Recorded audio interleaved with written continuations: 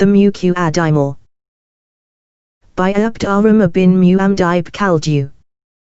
Translated by Franz Rosenthal. Invocation. In the name of God, the Merciful, the Compassionate. Pray, O God, for our Lord Muhammad and his family and the men around him. The servant of God who needs the mercy of God, who is so rich in his kindness, Abdurrahman b. Muhammad b. Khaldun al-Hadrami. God give him success. Says, 1 Praised be God.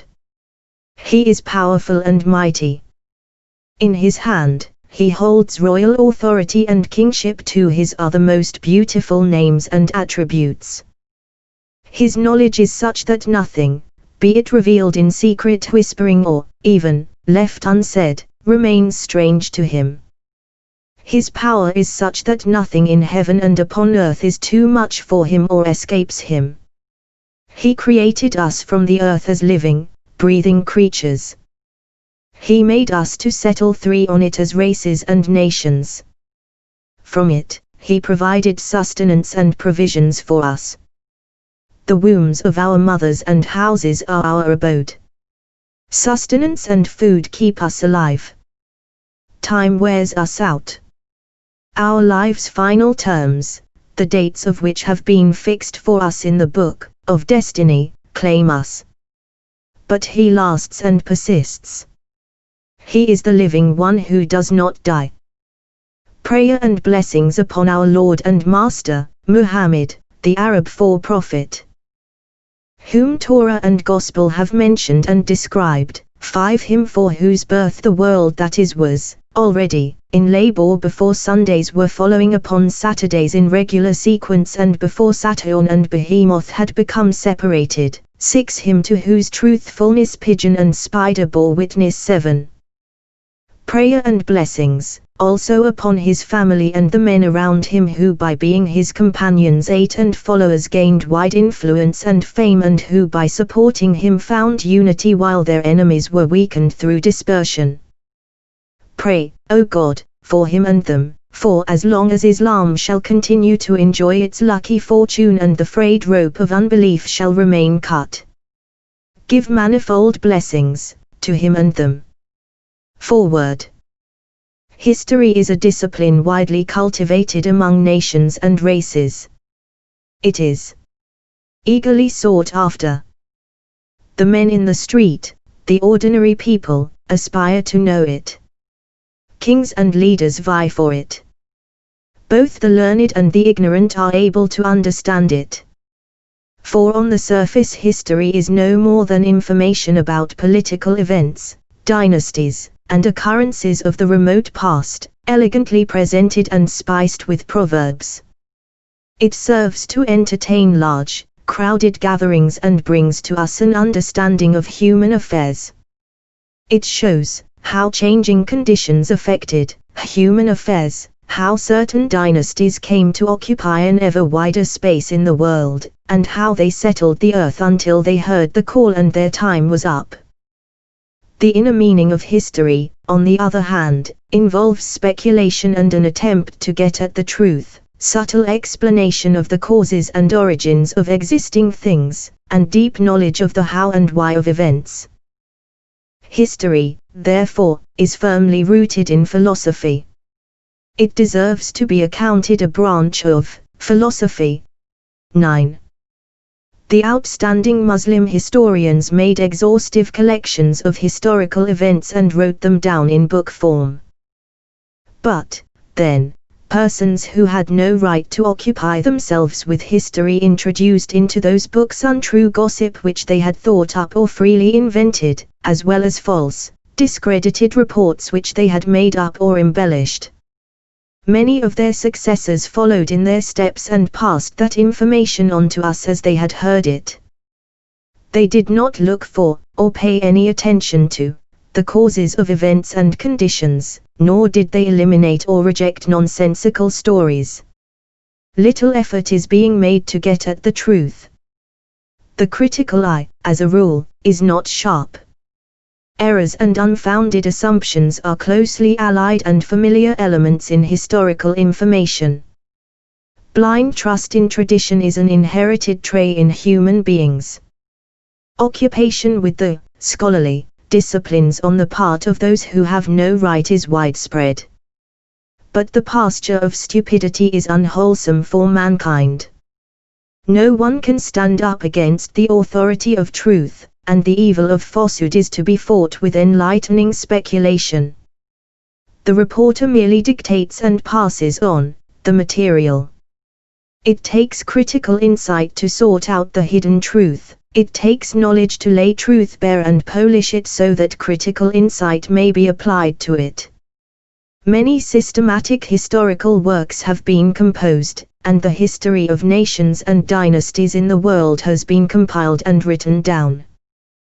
But there are very few historians who have become so well known as to be recognized as authorities, and who have replaced the products of their predecessors by their own works. They can almost be counted on the fingers of the hands. They are hardly more numerous than the vowels in grammatical constructions, which are just 3. There are, for instance, Ibn Shaku, 10 at-Tabari, 11 Ibn al-Qalbi, 12 Muhammad b. Umar al-Wajidi, 13 Saif b. Umar al-Asadi, 14 al-Marzudi, 15 and other famous historians, who are distinguished from the general run of historians. It is well known to competent persons and reliable experts that the works of al-Masudi and al-Waqidi are suspect and objectionable in certain respects. 16 However, their works have been distinguished by universal acceptance of the information they contain and by adoption of their methods and their presentation of material. The discerning critic is his own judge as to which part of their material he finds spurious, and which he gives credence to. Civilization, in its different conditions, contains different elements to which historical information may be related and with which reports and historical materials may be checked. Most of the histories by these authors cover everything because of the universal geographical extension of the 2 earliest Islamic dynasties. 17 And because of the very wide selection of sources of which they did or did not make use.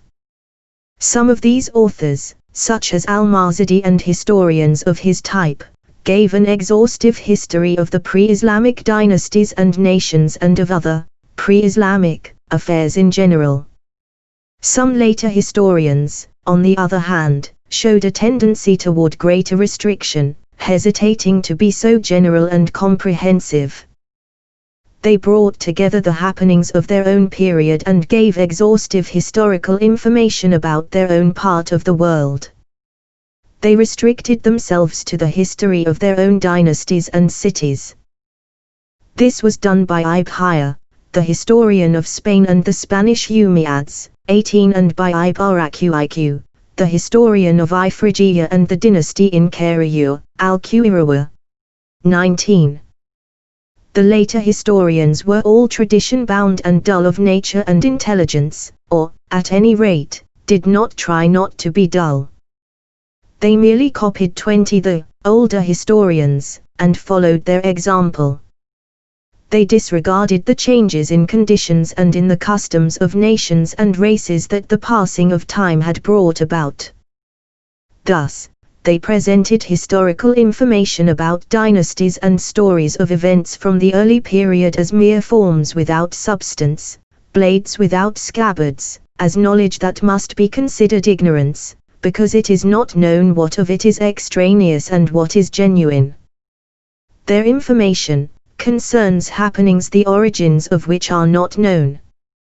It concerns species the genera of which are not taken into consideration, and whose specific differences are not verified. 21 With the information they set down, they merely repeated historical material which is, in any case, widely known, and followed the earlier historians who worked on it.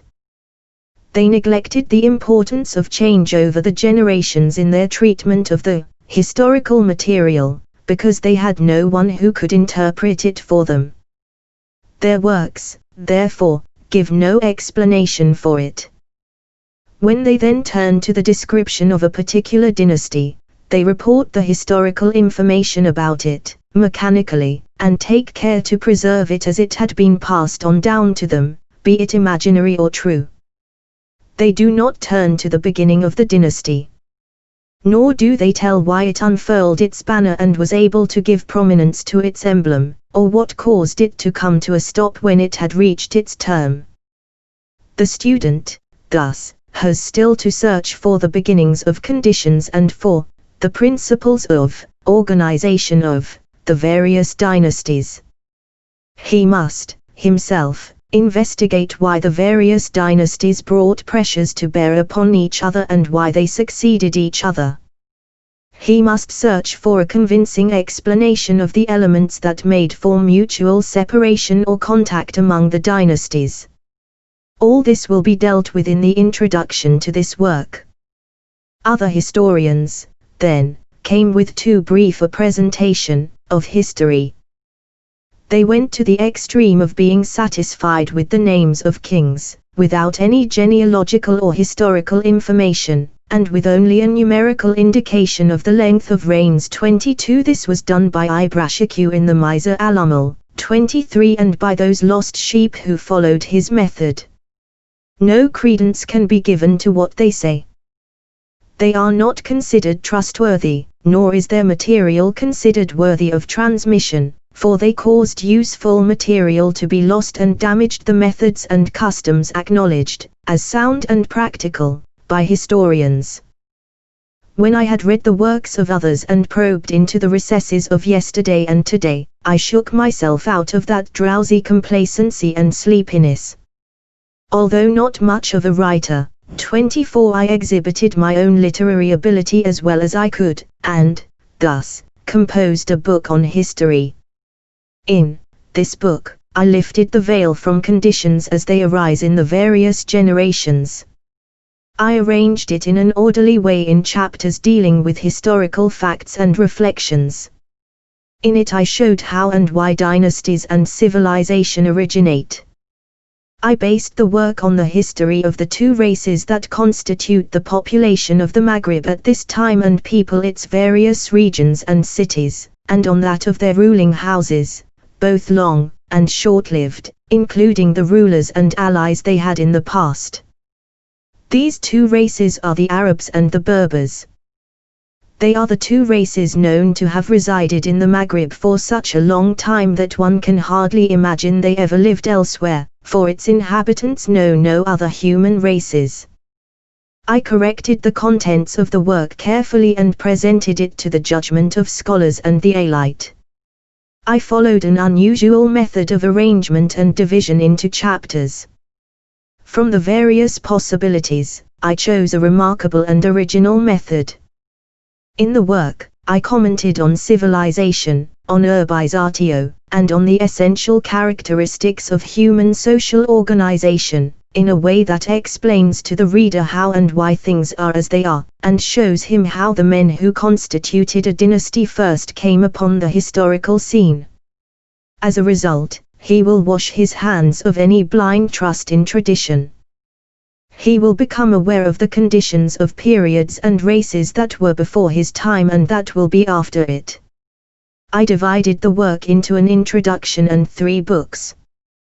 The introduction deals with the great merit of historiography, offers an appreciation of its various methods, and cites errors of the historians. The first book deals with civilization and its essential characteristics, namely, royal authority, government, gainful occupations, ways of making a living, crafts, and sciences, as well as with the causes and reasons thereof. The second book deals with the history, races, and dynasties of the Arabs, from the beginning of creation down to this time. This will include references to such famous nations and dynasties, contemporaneous with them, 25 as the Nabateans, 26 the Syrians, the Persians, the Israelites, the Copts, the Greeks, the Byzantines, and the Turks.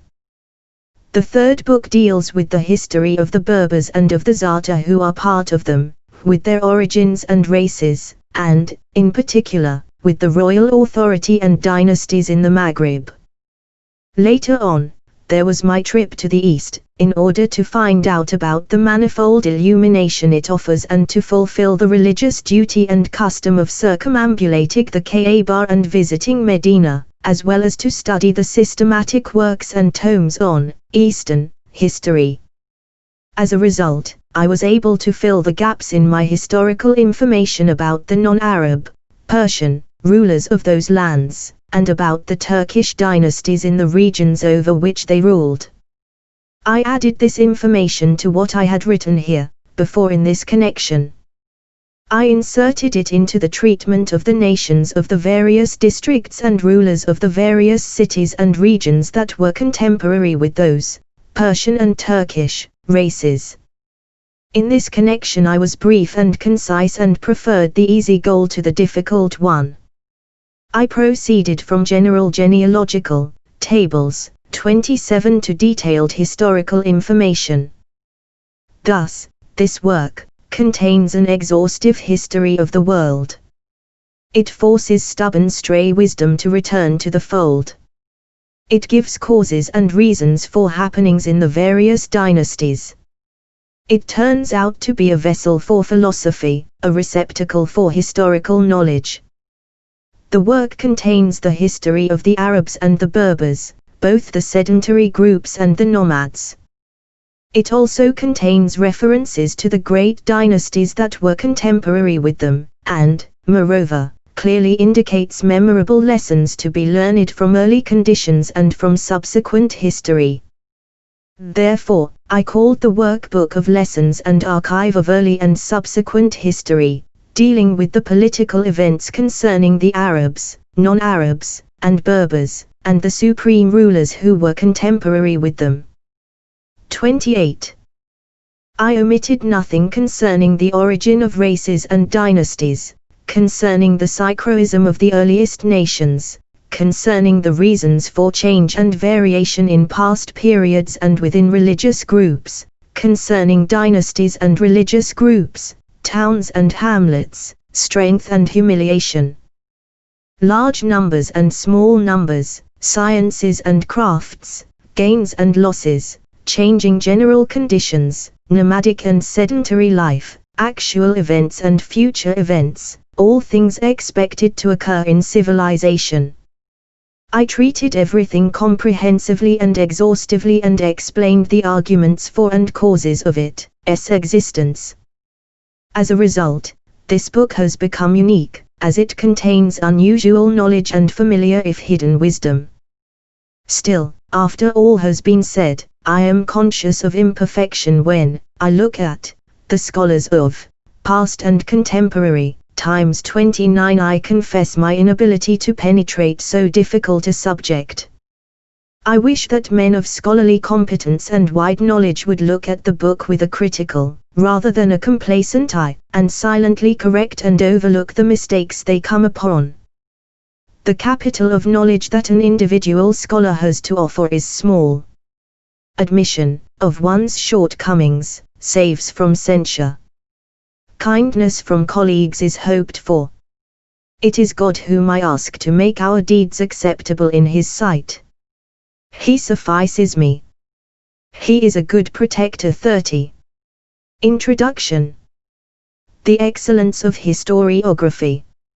An appreciation of the various approaches to history. A glimpse at the different kinds of errors to which historians are liable. Something about why these errors occur. 31. It should be known that history is a discipline that has a great number of different approaches. Its useful aspects are very many. Its goal is distinguished. History makes us acquainted with the conditions of past nations as they are reflected in their national character. It makes us acquainted with the biographies of the prophets and with the dynasties and policies of rulers. Whoever so desires may thus achieve the useful result of being able to imitate historical examples in religious and worldly matters. The writing 32 of history requires numerous sources and greatly varied knowledge. It also requires a good speculative mind and thoroughness. Possession of these two qualities leads the historian to the truth and keeps him from slips and errors. If he trusts historical information in its plain transmitted form and has no clear knowledge of the principles resulting from custom, the fundamental facts of politics, the nature of civilization, or the conditions governing human social organization, and if, furthermore, he does not evaluate remote or ancient material through comparison with near or contemporary material, he often cannot avoid stumbling and slipping and deviating from the highroad of truth. Historians, and commentators and leading transmitters have committed frequent errors in the stories and events they reported. They accepted them in the plain transmitted form, without regard for its value. They did not check them with the principles underlying such historical situations, nor did they compare them with similar material. Also, they did not probe, more deeply, with the yardstick of philosophy, with the help of knowledge of the nature of things, or with the help of speculation and historical insight. Therefore, they strayed from the truth and found themselves lost in the desert of baseless assumptions and errors. This is especially the case with figures, either of sums of money or of soldiers, whenever they occur in stories. They offer a good opportunity for false information and constitute a vehicle for nonsensical statements. They must be controlled and checked with the help of known fundamental facts. For example, Al-Marzudi and many other historians report that Moses counted the army of the Israelites in the desert 33. He had all those able to carry arms, especially those 20 years and older, pass muster. There turned out to be 600,000 or more. In this connection, Al-Marzudi forgets to take into consideration whether Egypt and Syria could possibly have held such a number of soldiers. Every realm may have as large a militia as it can hold and support, but no more. This fact is attested by well-known customs and familiar conditions. Moreover, an army of this size cannot march or fight as a unit. The whole available territory would be too small for it. If it were in battle formation, it would extend 2, 3, or more times beyond the field of vision. How, then, could two such parties fight with each other, or one battle formation gain the upper hand when one flank does not know what the other flank is doing? The situation at the present day testifies to the correctness of this statement. The past resembles the future more than one drop of water another. Furthermore, the realm of the Persians was much greater than that of the Israelites. This fact is attested by Abuchadnezzar's victory over them. He swallowed up their country and gained complete control over it. He also destroyed Jerusalem, their religious and political capital. And he was merely one of the officials of the province of Fars 34. It is said that he was the governor of the western border region. The Persian provinces of the two Iraqs, 35 Khurasan, Trosoxera, and the region of Tibet on the Caspian Sea 36 were much larger than the realm of the Israelites. Yet, the Persian army did not attain such a number or even approach it.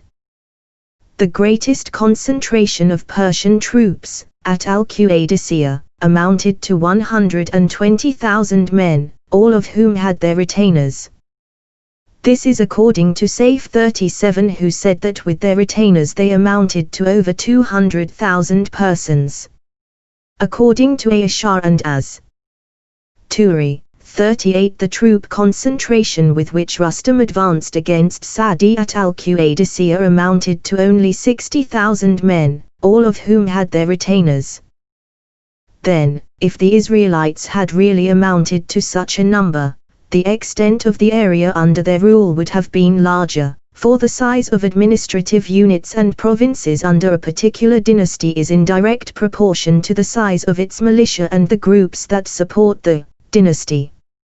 As will be explained in the section on provinces in the first book 39 now, it is well known that the territory of the Israelites did not comprise an area larger than the Jordan province and Palestine in Syria and the region of Medina and Khaybar in the Hijaz 40 also.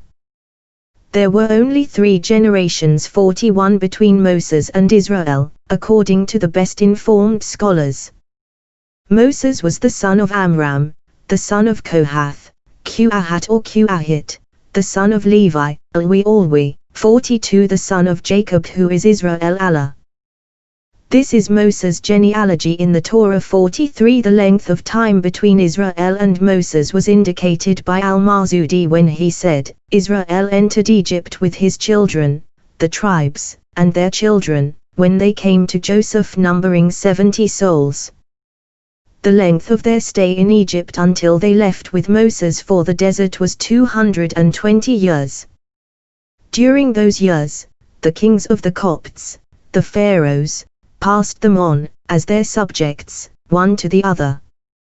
44 It is improbable that the descendants of one man could branch out into such a number within 4 generations 45. It has been assumed that this number of soldiers applied to the time of Solomon and his successors. Again, this is improbable. Between Solomon and Israel, there were only 11 generations, that is, Solomon, the son of David, the son of Jesse, the son of Obed, Ubide, or Uphid, the son of Boaz, or Boaz, the son of Salmon, the son of Arsho, the son of Amminadab, or Hamidhab, the son of Ram. The son of Hezro, had /Sru, or Ezra, the son of Perez, Baraz, or Beraz, the son of Judah, the son of Jacob. The descendants of one man in 11 generations would not branch out into such a number, as has been assumed. They might, indeed, reach hundreds or thousands. This often happens. But an increase beyond that to higher figures 46 is improbable. Comparison with observable present-day and well-known nearby facts proves the assumption and report to be untrue. According to the definite statement of the Israelite stories, 47 Solomon's army amounted to 12,000 men, and his horses 48 numbered 1,400 horses, which were stabled at his palace. This is the correct information. No attention should be paid to nonsensical statements by the common run of informants. In the days of Solomon, the Israelite state saw its greatest flourishing and their realm its widest extension. Whenever 49 contemporaries speak about the dynastic armies of their own or recent times, and whenever they engage in discussions about Muslim or Christian soldiers, or when they get to figuring the tax revenues and the money spent by the government, the outlays of extravagant spenders, and the goods that rich and prosperous men have in stock, they are quite generally found to exaggerate, to go beyond the bounds of the ordinary, and to succumb to the temptation of sensationalism. When the officials in charge are questioned about their armies, when the goods and assets of wealthy people are assessed, and when the outlays of extravagant spenders are looked at in ordinary light, the figures will be found to amount to 1/10 of what those people have said. The reason is simple. It is the common desire for sensationalism, the ease with which one may just mention a higher figure, and the disregard of reviewers and critics. This leads to failure to exercise self-criticism about one's errors and intentions, to demand from oneself moderation and fairness in reporting, to reapply oneself to study and research. Such historians let themselves go and made a feast of untrue statements. They procure for themselves entertaining stories in order to lead others astray from the path of God. 50 This is a bad enough business.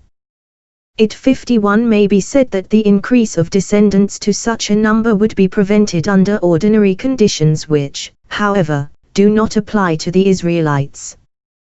The increase in their case would be a miracle in accordance with the tradition which said that one of the things revealed to their forefathers, the prophets Abraham, Isaac, and Jacob, was that God would cause their descendants to increase until they were more numerous than the stars of heaven and the pebbles of the earth. God fulfilled this promise to them as an act of divine grace bestowed upon them and as an extraordinary miracle in their favor. Thus, ordinary conditions could not hinder such an event, and nobody should speak against it. Someone might come out against this tradition, with the argument that it occurs only in the Torah which, as is well known, was altered by the Jews. The reply to this argument would be that the statement concerning the alteration of the Torah by the Jews is unacceptable to thorough scholars and cannot be understood in its plain meaning. Since custom prevents people who have a revealed religion from dealing with their divine scriptures in such a manner. This was mentioned by al-Bukhari in the Sahih 52 thus, the great increase in numbers in the case of the Israelites would be an extraordinary miracle. Custom, in the proper meaning of the word, would prevent anything of the sort from happening to other peoples. It is true that a coordinated battle movement in such a large group would hardly be possible, but none took place, and there was no need for one. It is also true that each realm has its particular number of militia, and no more. But the Israelites at first were no militiamen and had no dynasty. Their numbers increased that much, so that they could gain power over the land of Canaan which God had promised them and the territory of which He had purified for them. All these things are miracles. God guides to the truth. The 53 history of the Tubas, the kings of the Yemen and of the Arabian Peninsula, as it is generally transmitted, is another example of silly statements by historians. It is said that from their home in the Yemen, the Tubas used to raid Ifriqiya and the Berbers of the Maghrib. Africus b. Qas b. Safi, one of their great early kings who lived in the time of Moses or somewhat earlier, 54 is said to have raided Ifriqiya. He caused a great slaughter among the Berbers. He gave them the name of Berbers when he heard their jargon and asked what that Barbara was. 55 This gave them the name which has remained with them since that time. When he left the Maghrib, he is said to have concentrated some Himyar tribes there. They remained there and mixed with the native population. Their descendants are the Sahaja and the Kutamor. This led at-Tabari, al-Jaway, 56 al-Marzudi, Ibn al-Qalbi, 57 and al-Bayhaqi 58 to make the statement that the Sahaja and the Kutamor belong to the Himyar. The Berber genealogists do not admit this, and they are right. Al-Marzudi also mentioned that one of the Himyar kings after Africus, Dul-Adar, who lived in the time of Solomon, raided the Maghrib and forced it into submission. Something similar is mentioned by al-Marzudi concerning his son and successor, Yusuf 59. He is said to have reached the Sand River 60 in the Maghrib and to have been unable to find passage through it because of the great mass of sand. Therefore, he returned. Likewise, it is said that the last Tuba, 61 Azad Abu Karib, who lived in the time of the Persian Qaid king Yastazb, 62 ruled over Mosul and Azerbaijan. He is said to have met and routed the Turks and to have caused a great slaughter among them. Then he raided them again a second and a third time. After that, he is said to have sent 3 of his sons on raids, 1 against the country of Furs, 1 against the country of the Sogdias, one of the Turkish nations of Trosoxera, and 1 against the country of the Rum, Byzantines. 63 The first brother took possession of the country up to Samarkand and crossed the desert into China. There, he found his second brother who had raided the Sogdias and had arrived in China before him. The two together caused a great slaughter in China and returned together with their booty. They left some Himyar tribes in Tibet. They have been there down to this time. The third brother is said to have reached Constantinople. He laid siege to it and forced the country of the Rum, Byzantines, into submission. Then, he returned. All this information is remote from the truth. It is rooted in baseless and erroneous assumptions. It is more like the fiction of storytellers. The realm of the Tubas was restricted to the Arabian Peninsula. Their home and seat was Sana'a in the Yemen. The Arabian Peninsula is surrounded by the ocean on three sides, the Indian Ocean on the south, the Persian Gulf jutting out of the Indian Ocean to Al-Basra on the east, and the Red Sea jutting out of the Indian Ocean to Suez in Egypt on the west. This can be seen on the map. There is no way from the Yemen to the Maghreb except via Suez. The distance between the Red Sea and the Mediterranean is 2 days' journey or less. It is unlikely that the distance could be traversed by a great ruler with a large army unless he controlled that region. This, as a rule, is impossible. In that region there were the Amalekites and Canaan in Syria, and, in Egypt, the Copts. Later on, the Amalekites took possession of Egypt, and the Israelites took possession of Syria. There is, however, no report that the Tubas ever fought against one of these nations or that they had possession of any part of this region. Furthermore, the distance from the Yemen to the Maghreb is great, and an army requires much food and fodder. Soldiers traveling in regions other than their own have to requisition grain and livestock and to plunder the countries they pass through. As a rule, such a procedure does not yield enough food and fodder. On the other hand, if they attempted to take along enough provisions from their own region, they would not have enough animals for transportation.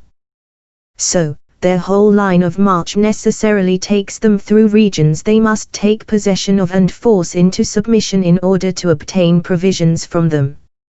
Again, it would be a most unlikely and impossible assumption that such an army could pass through all those nations without disturbing them, obtaining its provisions by peaceful negotiation.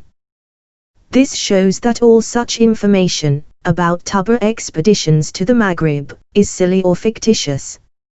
Mention of the, allegedly, impassable Sand River has never been heard in the Maghreb, although the Maghreb has often been crossed and its roads have been explored by travelers and raiders at all times and in every direction. 64 Because of the unusual character of the story, there is much eagerness to pass it on.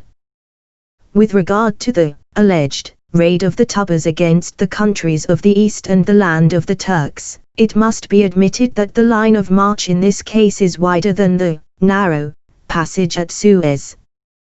The distance, however, is greater, and the Persian and Byzantine nations are interposed on the way to the Turks. There is no report that the Tubas ever took possession of the countries of the Persians and Byzantines.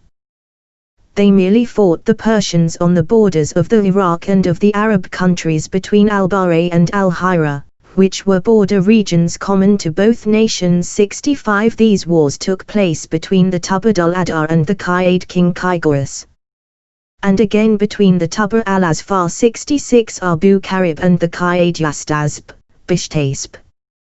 There were other wars later on with rulers of the dynasties that succeeded the Qaids, and, in turn, with their successors, the Sasanians. It would, however, ordinarily have been impossible for the Tubas to traverse the land of the Persians on their way to raid the countries of the Turks and Tibet, because of the nations that are interposed on the way to the Turks, because of the need for food and fodder, as well as the great distance, mentioned before. All information to this effect is silly and fictitious. Even if the way this information is transmitted were sound, the points mentioned would cast suspicion upon it. All the more then must the information be suspect, since the manner in which it has been transmitted is not sound. In connection with Yathrib, Medina, and the Aus and Khazraj, Ibn 67 says that the last Tuba travelled eastward to the Iraq and Persia, but a raid by the Tubas against the countries of the Turks and Tibet is in no way confirmed by the established facts. Assertions to this effect should not be trusted. All such information should be investigated and checked with sound norms. 68 The result will be that it will most beautifully be demolished. God is the guide to that which is correct. Even 69 More unlikely and more deeply rooted in baseless assumptions is the common interpretation of the following verse of the Surat al-Fajr: Did you not see what your Lord did with Ad-Iram, that of the pillars? 70. The commentators consider the word Iram the name of a city which is described as having pillars, that is, columns. They report that Ad-B. Usb. Iram had two sons, Shadid and Shaddad, who ruled after him. Shadid perished. Shaddad became the sole ruler of the realm, and the kings there submitted to his authority. When Shaddad heard a description of paradise, he said, I shall build something like it. And he built the city of Iram in the desert of Aden over a period of 300 years. He himself lived 900 years. It is said to have been a large city, with castles of gold and silver and columns of emerald and hyacinth, containing all kinds of trees and freely flowing rivers. When the construction of the city was completed, Shaddad went there with the people of his realm. But when B was the distance of only 1 day and night away from it, God sent a clamor from heaven, and all of them perished. This is reported by At-Tabari, Ath-Tha Alibi, 71 as Zamakhshari, 72 and other Qur'an commentators. They transmit the following story on the authority of one of the men around Muhammad, Abdallah b. Qilaba 73. When he went out in search of some of his camels, he hit upon the city, and took away from it as much as he could carry. His story reached Muawiyah, who had him brought to him, and he told the story. Muawiyah sent for Ka'b al-Ahbar 74 and asked him about it. Ka'b said, It is Iram, that of the pillars. Iram will be entered in your time by a Muslim who is of a reddish, ruddy color, and short, with a mole at his eyebrow and one on his neck, who goes out in search of some of his camels. He then turned around and, seeing Ibn Qilaba, he said, Indeed, he is that man. No information about this city has since become available anywhere on earth. The desert of Aden where the city is supposed to have been built lies in the middle of the Yemen. It has been inhabited continuously, and travelers and guides have explored its roads in every direction. Yet, no information about the city has been reported. No antiquarian, no nation has mentioned it. If the commentators said that it had disappeared like other antiquities, the story would be more likely, but they expressly say that it still exists. Some identify it with Damascus, because Damascus was in the possession of the people of Ad. Others go so far in their crazy talk as to maintain that the city lies hidden from sensual perception and can be discovered only by trained magicians and sorcerers. All these are assumptions that would better be termed nonsense. All these suggestions proffered by Qur'an commentators were the result of grammatical considerations, for Arabic grammar requires the expression, that of the pillars, to be an attribute of Iram. The word pillars was understood to mean columns. Thus, Iram was narrowed down in its meaning to some sort of building. The Qur'an commentators were influenced in their interpretation by the reading of Ibn as-Tabi 75, who read, not a d with yotio but a genitive construction, ad of Iram. They then adopted these stories, which are better called fictitious fables and which are quite similar to the Qur'an interpretations of Safawi, which are related as comic anecdotes. 76. In fact, however, the pillars are tent poles. If columns were intended by the word, it would not be far-fetched, as the power of the people of Ad was well known, and they could be described as people with buildings and columns in the general way. But it would be far-fetched to say that a special building in one or another specific city was intended. If it is a genitive construction, as would be the case according to the reading of Ibn as-Tubi, it would be a genitive construction used to express tribal relationships, such as, for instance, the Quraysh of Kiyah, or the Elis of Muda, or the Rabi'a of Isa. There is no need for such an implausible interpretation which uses for its starting point silly stories of the sort mentioned, which cannot be imputed to the Qur'an because they are so implausible. Another fictitious story of the historians, which they all report, concerns the reason for al-Rashid's destruction of the Barmecides. It is the story of al-Abaisa, al-Rashid's sister, and Ja'far b. Yahya b. Khalid, his client. Al-Rashid is said to have worried about where to place them when he was drinking wine with them. He wanted to receive them together in his company. Therefore, he permitted them to conclude a marriage that was not consummated. Al-Abaisa then tricked Ja'far in her desire to be alone with him. 77 For she had fallen in love with him. Ja'far finally had intercourse with her, it is assumed, when he was drunk, and she became pregnant. The story was reported to al-Rashid, who flew into a rage. This story 78 is irreconcilable with al-Abaisa's position, her religiousness, her parentage, and her exalted rank. She was a descendant of Abdallah b.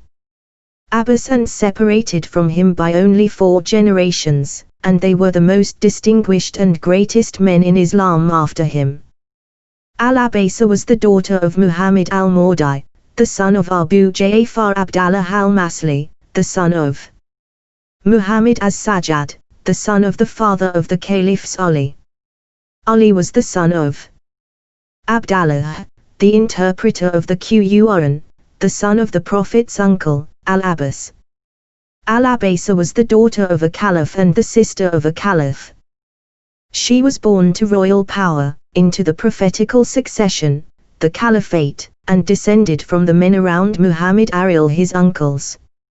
She was connected by birth with the leadership of Islam, the light of the revelation, and the place where the angels descended to bring the revelation.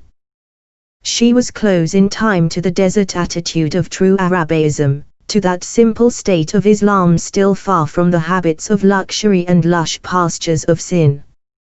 Where should one look for chastity and modesty, if she did not possess them? Where could cleanliness and purity be found, if they no longer existed in her house?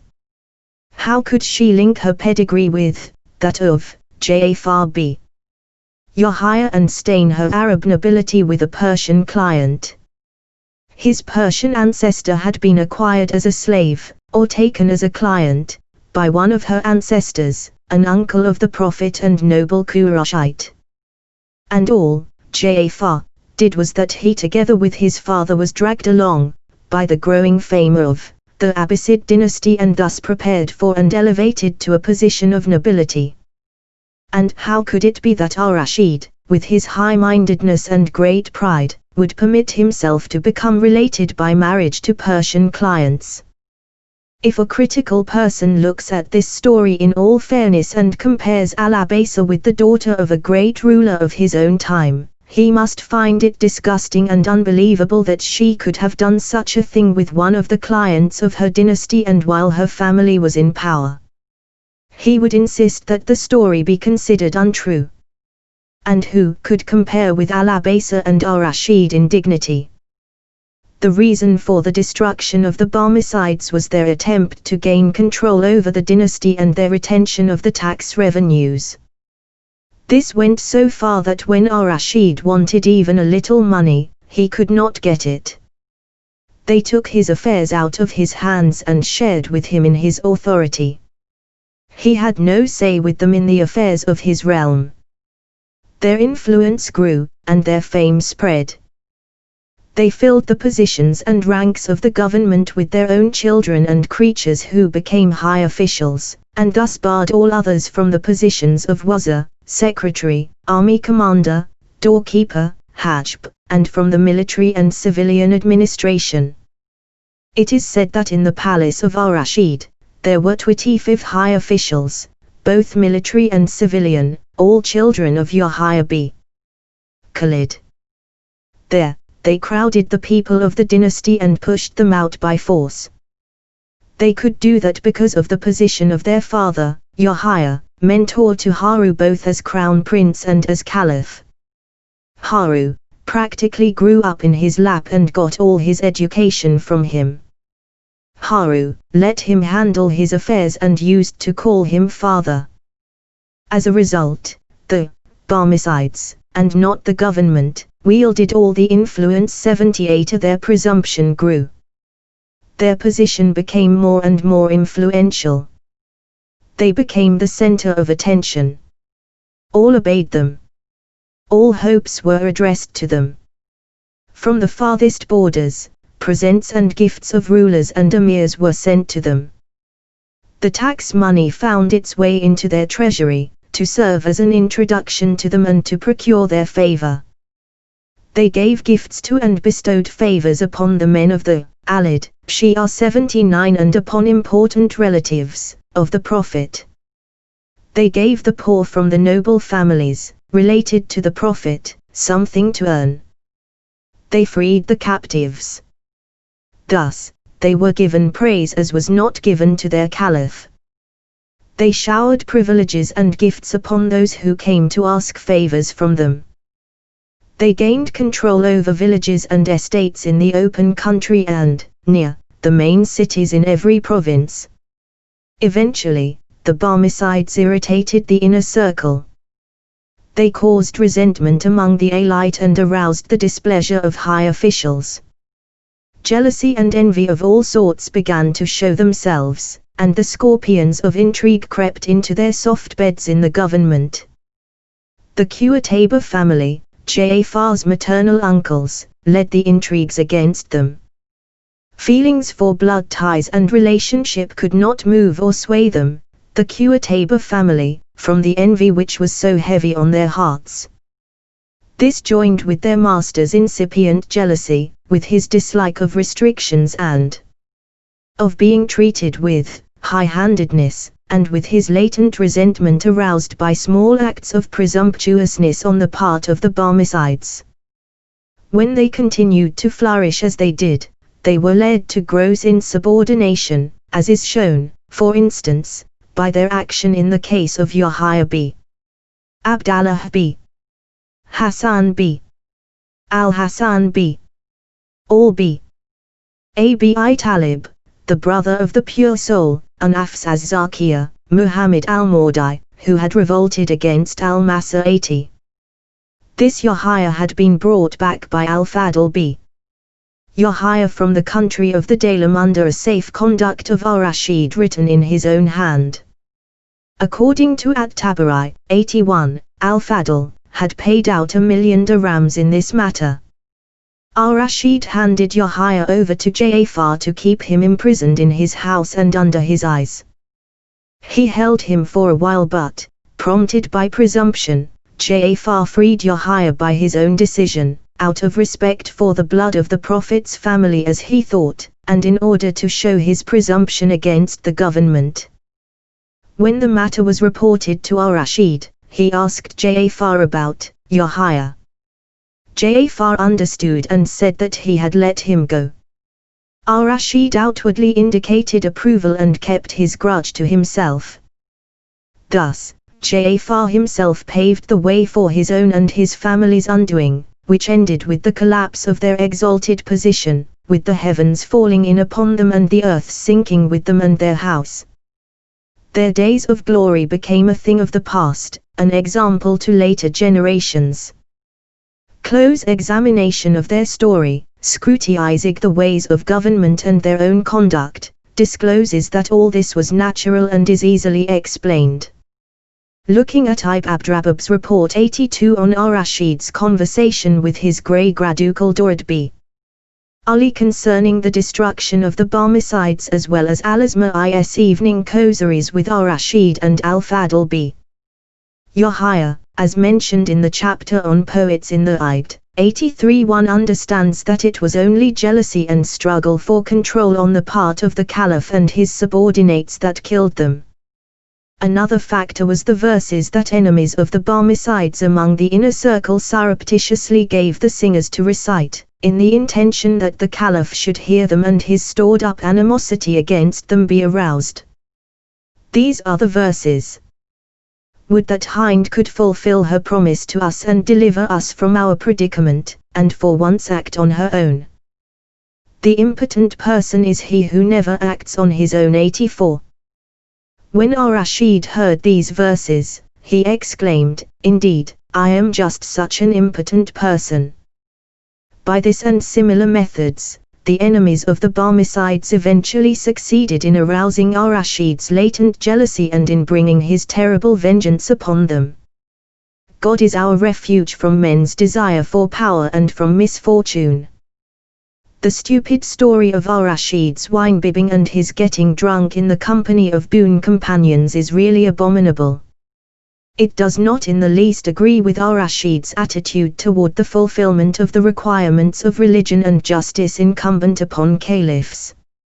He consorted with religious scholars and saints. He had discussions with al-Fudail b. Iyad, 85, Ibn as-Samak, 86 and al-Umari, 87, and he corresponded with Sufiya 88. He wept when he heard their sermons. Then, there is his prayer in Mecca when he circumambulated the Kaaba. 89. He was pious, observed the times of prayer, and attended the morning prayer at its earliest hour. According to At-Tabari and others, he used every day to pray 100 supererogatory rak'ahs 90 alternately. He was used to go on raids against unbelievers 1 year and to make the pilgrimage to Mecca the other.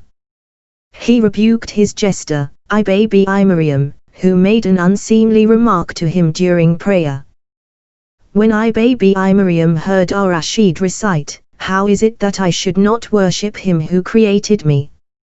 91. He said, "Indeed, I do not know why."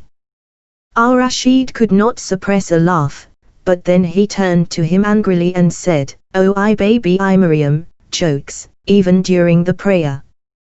Beware, beware of the Qur'an and Islam. Apart from that, you may do whatever you wish." 92.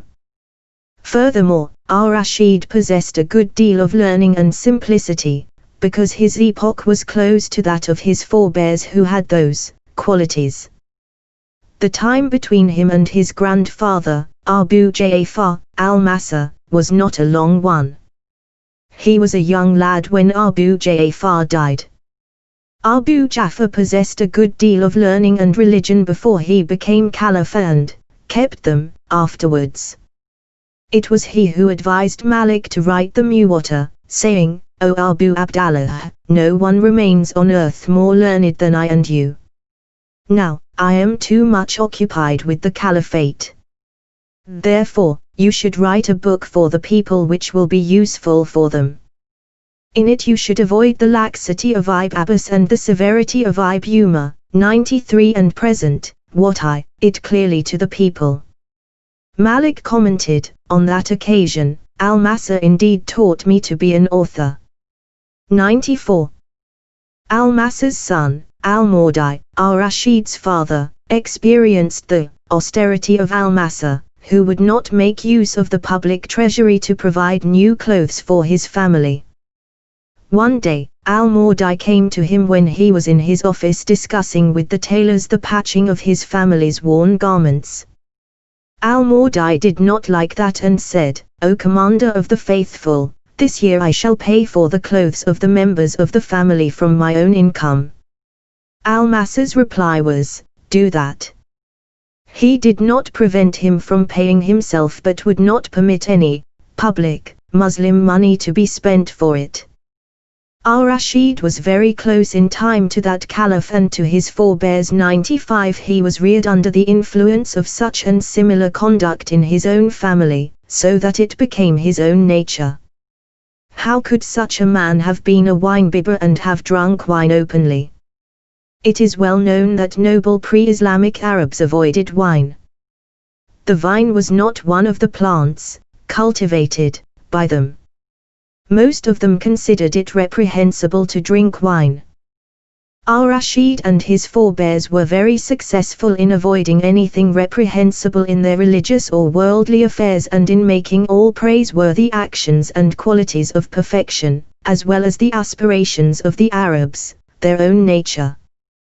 One may further compare the story of the physician Jibril b. Buktashu reported by At-Tabari and Al-Marzudi 96. A fish had been served at Al-Rashid's table, and Jibril had not permitted him to eat it. Jibril had then ordered the table steward to bring the fish to Jibril's house. Al-Rashid noticed it and got suspicious. He had his servant spy on Jibril, and the servant observed him partaking of it. In order to justify himself, Buktashu had 3 pieces of fish placed in 3 separate dishes.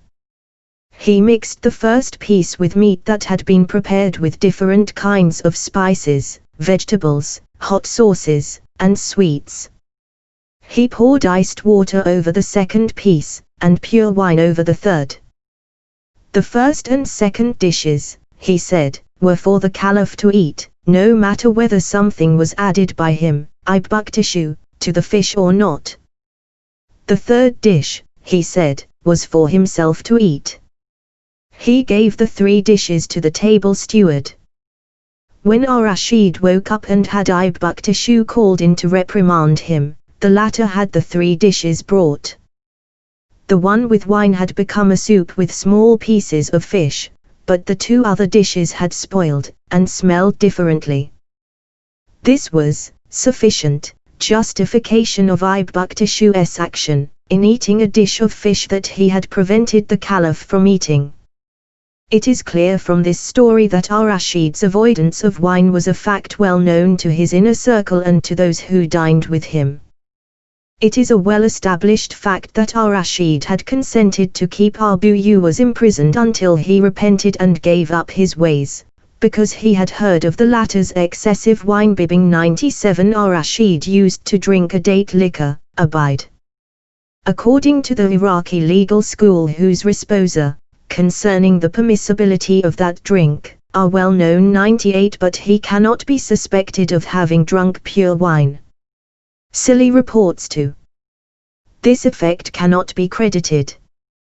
He was not the man to do something that is forbidden and considered by the Muslims as one of the greatest of the capital sins. Not one of these people, the early Abbasids, had anything to do with effeminate prodigality or luxury in matters of clothing, jewelry, or the kind of food they took. They still retained the tough desert attitude and the simple state of Islam. Could it be assumed they would do something that would lead from the lawful to the unlawful and from the licit to the illicit?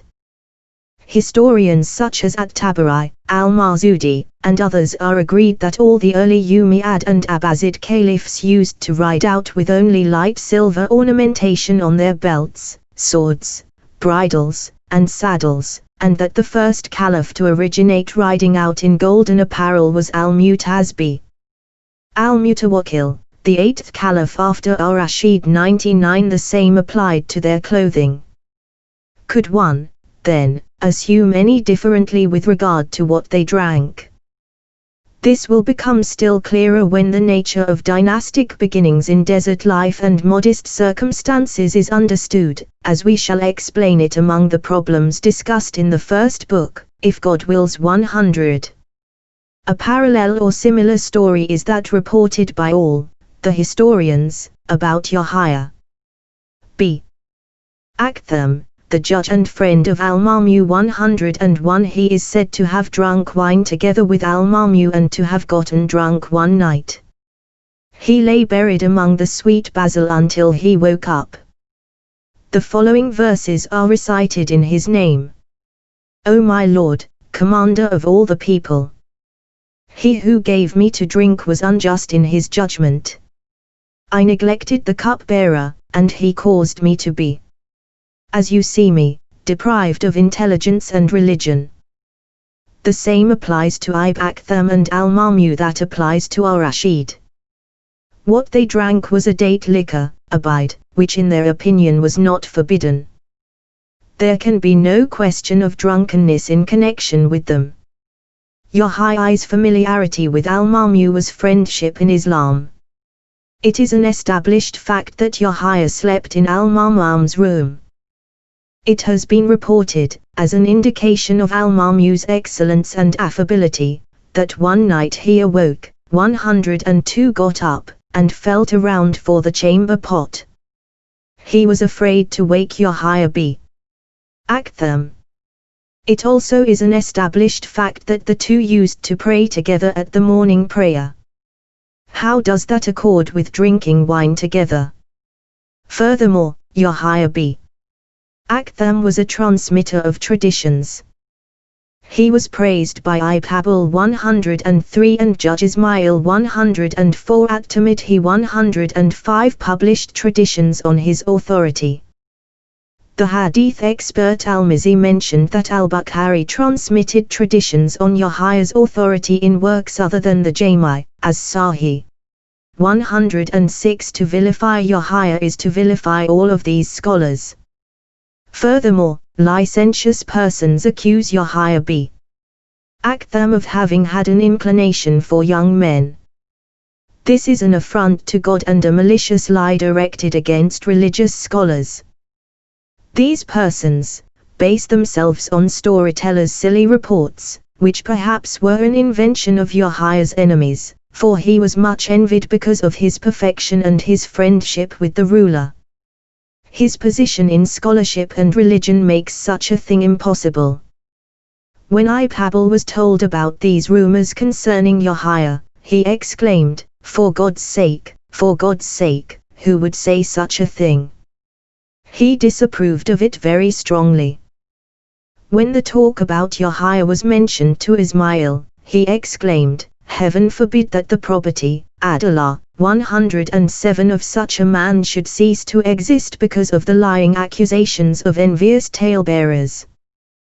108 He said, Your High Abi Aktham is innocent in the eyes of God of any such relationship with young men, as that, of which he is accused. I got to know his most intimate thoughts and found him to be much in fear of God. However, he possessed a certain playfulness and friendliness that might have provoked such accusations. Ibn mentioned him in the Fiqh at 109. He said that no attention should be paid to these tales about him because most of them were not correct. A similar story is the one about the basket reported by Ibn Abdrabi, author of the Iqud, in explanation of how Al-Mamu came to be Al-Hasan b. Sul-Sun-I-Law by marrying his daughter Bira. 110 One night, on his rambles through the streets of Baghdad, Al-Mamu is said to have come upon a basket that was being let down from one of the roofs by means of pulleys and twisted cords of silk thread. He seated himself in the basket and grabbed the pulley, which started moving. He was taken up into a chamber of such a condition. Ibn Abdrabi described the eye and soul-filling splendor of its carpets, the magnificence of its furnishings, and the beauty of its appearance. Then, a woman of extraordinary, seductive beauty is said to have come forth from behind curtains in that chamber. She greeted Al-Mamu and invited him to keep her company. He drank wine with her the whole night long. In the morning he returned to his companions at the place where they had been awaiting him. He had fallen so much in love with the woman that he asked her father for her hand.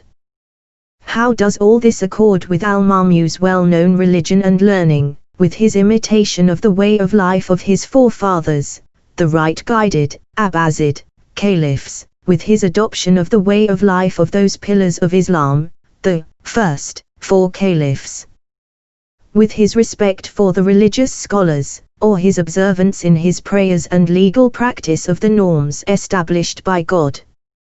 How could it be correct that he would act like one of those wicked scoundrels who amuse themselves by rambling about at night, entering strange houses in the dark, and engaging in nocturnal trysts in the manner of Bedouin lovers? And how does that story fit with the position and noble character of Al-Hasan b.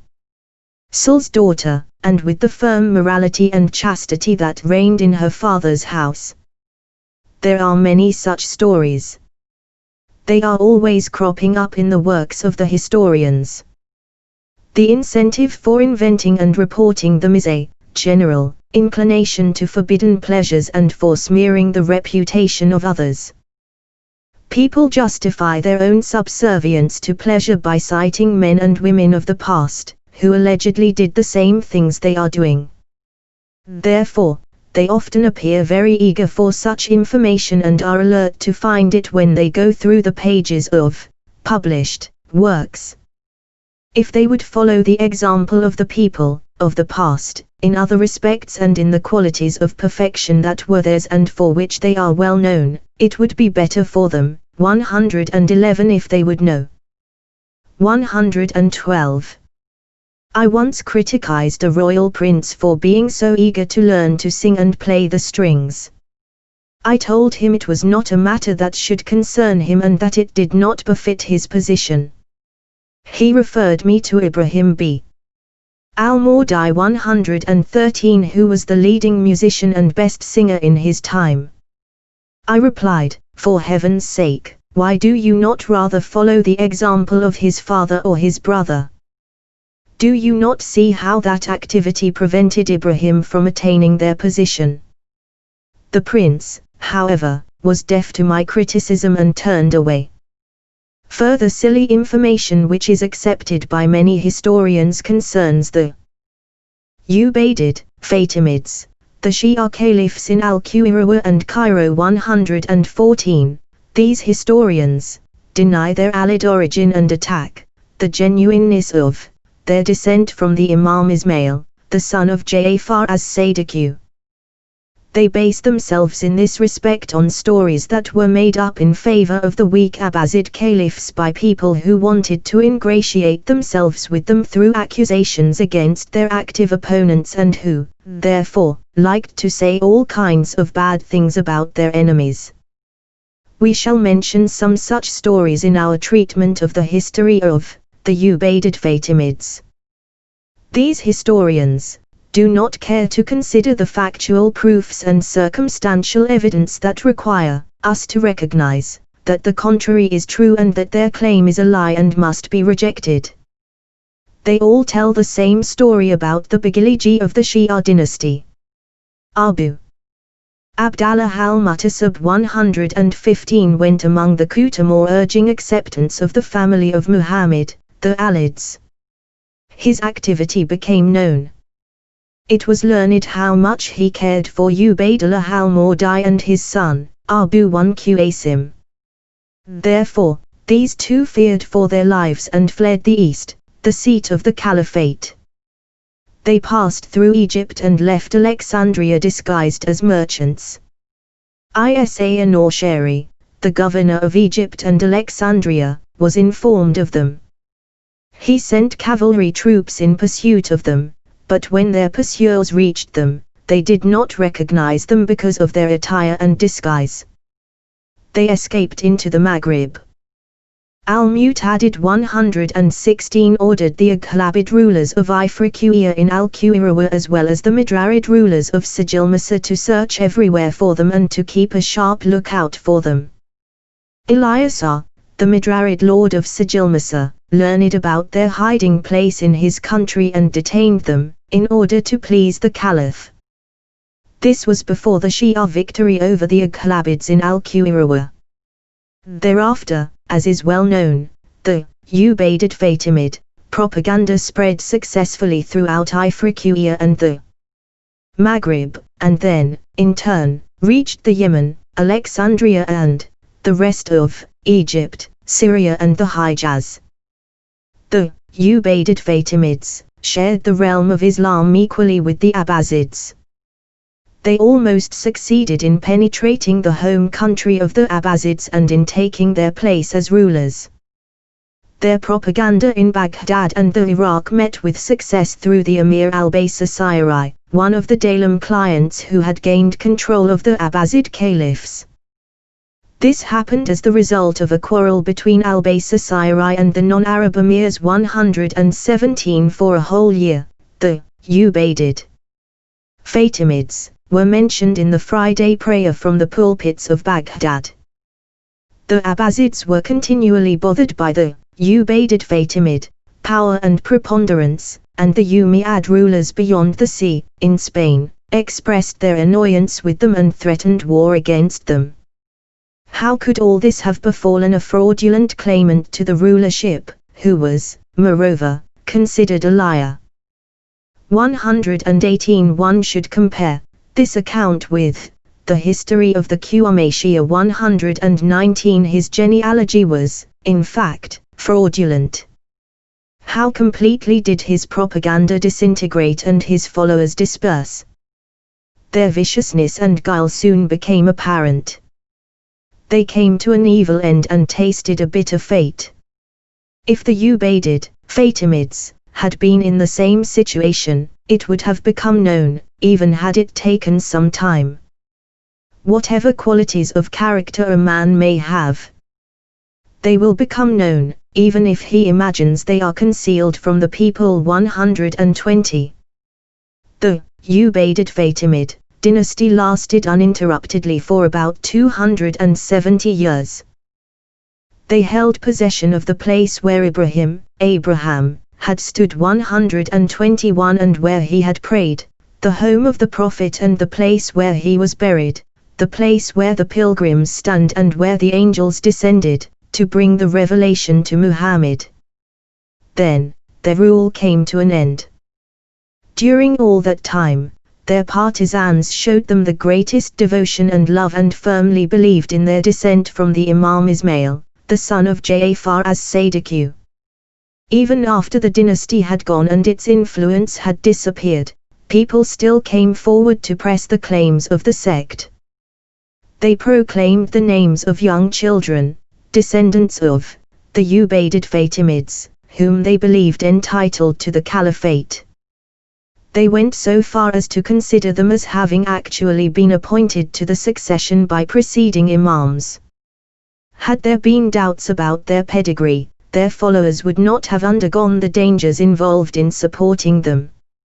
A sectarian does not manipulate his own affairs, nor sow confusion within his own sect, nor act as a liar where his own beliefs are concerned.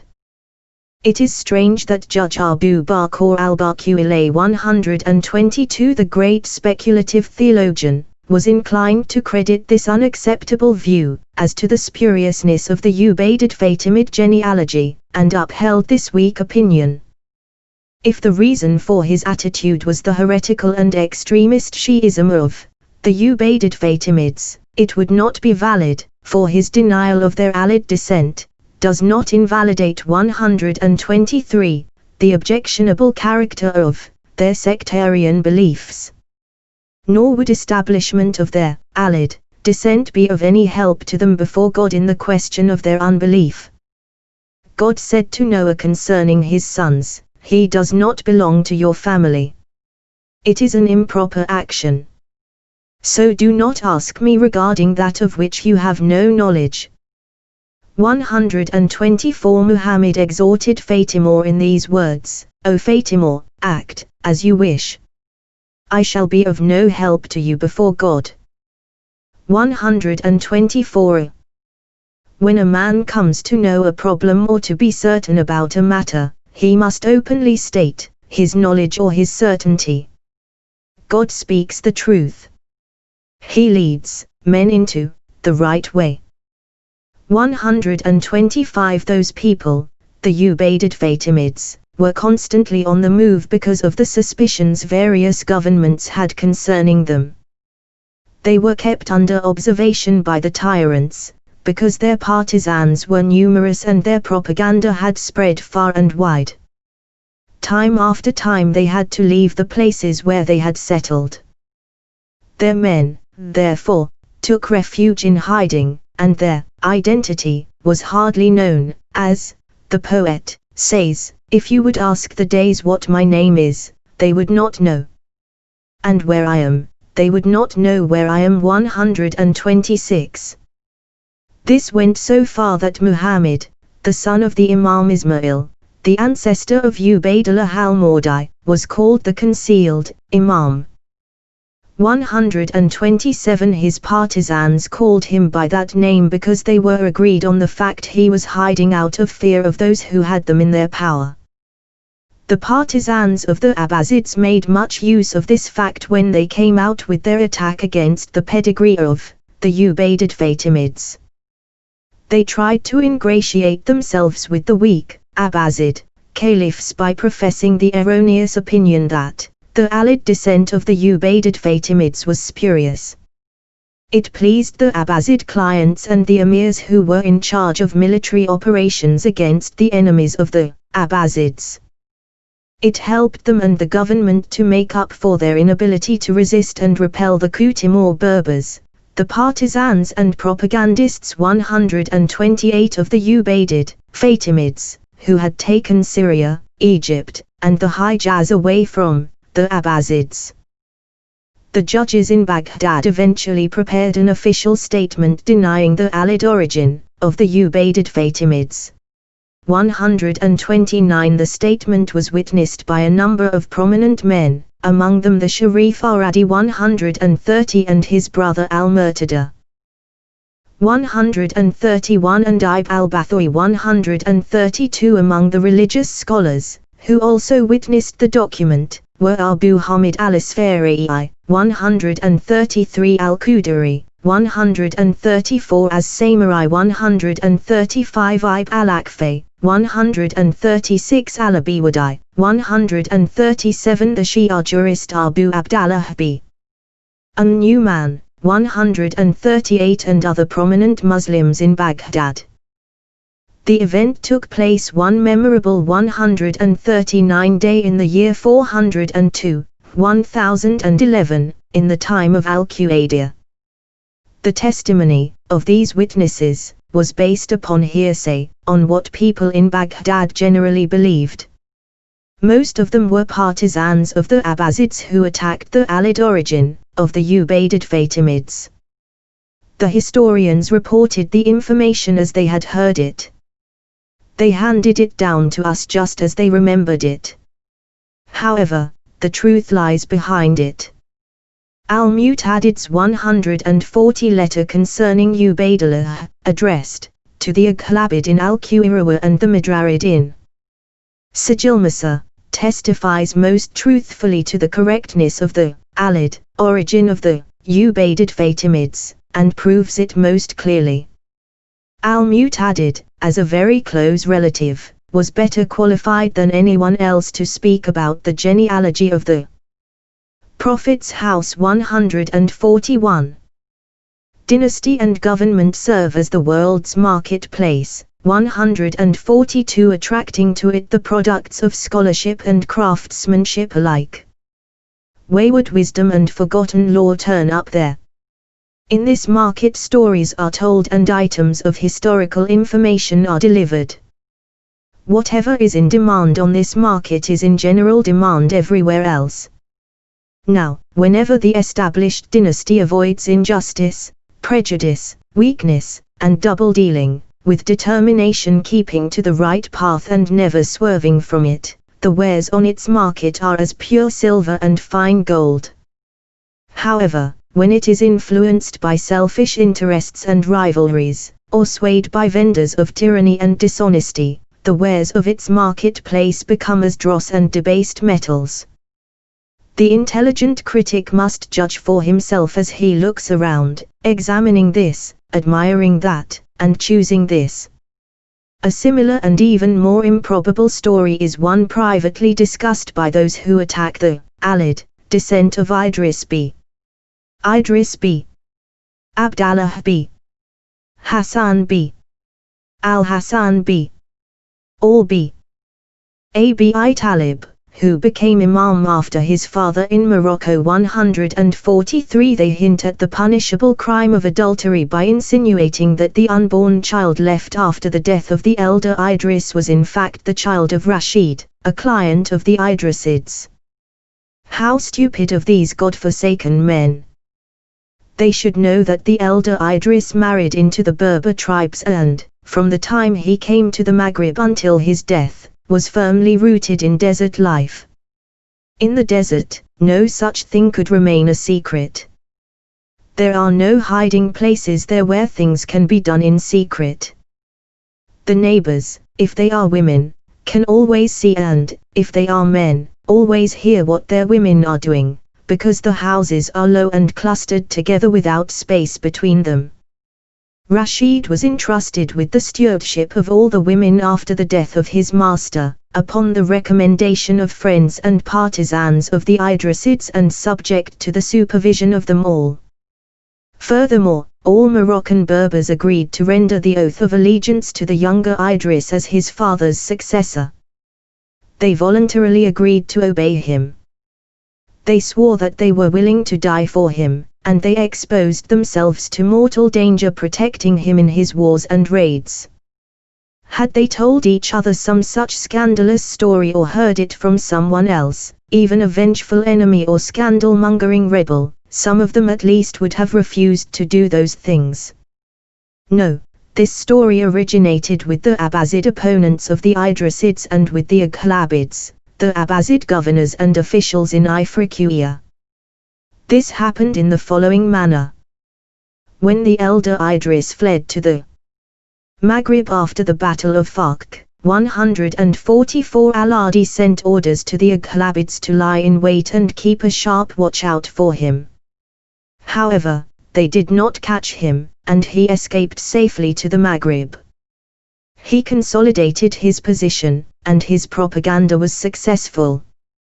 Later on, al-Rashid became aware of the secret Shia leanings of Wadi, the Abbasid client and governor of Alexandria, and of his deceitful attitude in connection with the escape of Idris to the Maghrib, and al-Rashid killed Wadi. Then, Ash-Shamak, a client of al-Rashid's father, suggested to al-Rashid a ruse by means of which to kill Idris. Ash-Shamak pretended to become his adherent and to have broken with his Abbasid masters. Idris took him under his protection and admitted him to his private company. Once, when Idris was alone, Ash-Shamak gave him some poison and thus killed him. The news of his death was received by the Abbasids most favorably, since they hoped that it would cut the roots and blunt the edge of the Alid propaganda in the Maghrib. News of the unborn child left after Idris' death had not, yet, reached them. Thus, it was only a brief moment until the Alid propaganda reappeared. The Shia was successful in the Maghrib, and Shia rule was renewed through Idris' son. This was a most painful blow to the Abbasids. Weakness and senility had already taken hold of the Arab dynasty. No longer could the Abbasids aspire to the control of remote regions. Far away as the elder Idris was in the Maghrib, under the protection of the Berbers, al-Rashid had just enough power, and no more, to poison him with the help of a ruse. Therefore, the Abbasids now had recourse to their Aghlabid clients in Ifriqiya.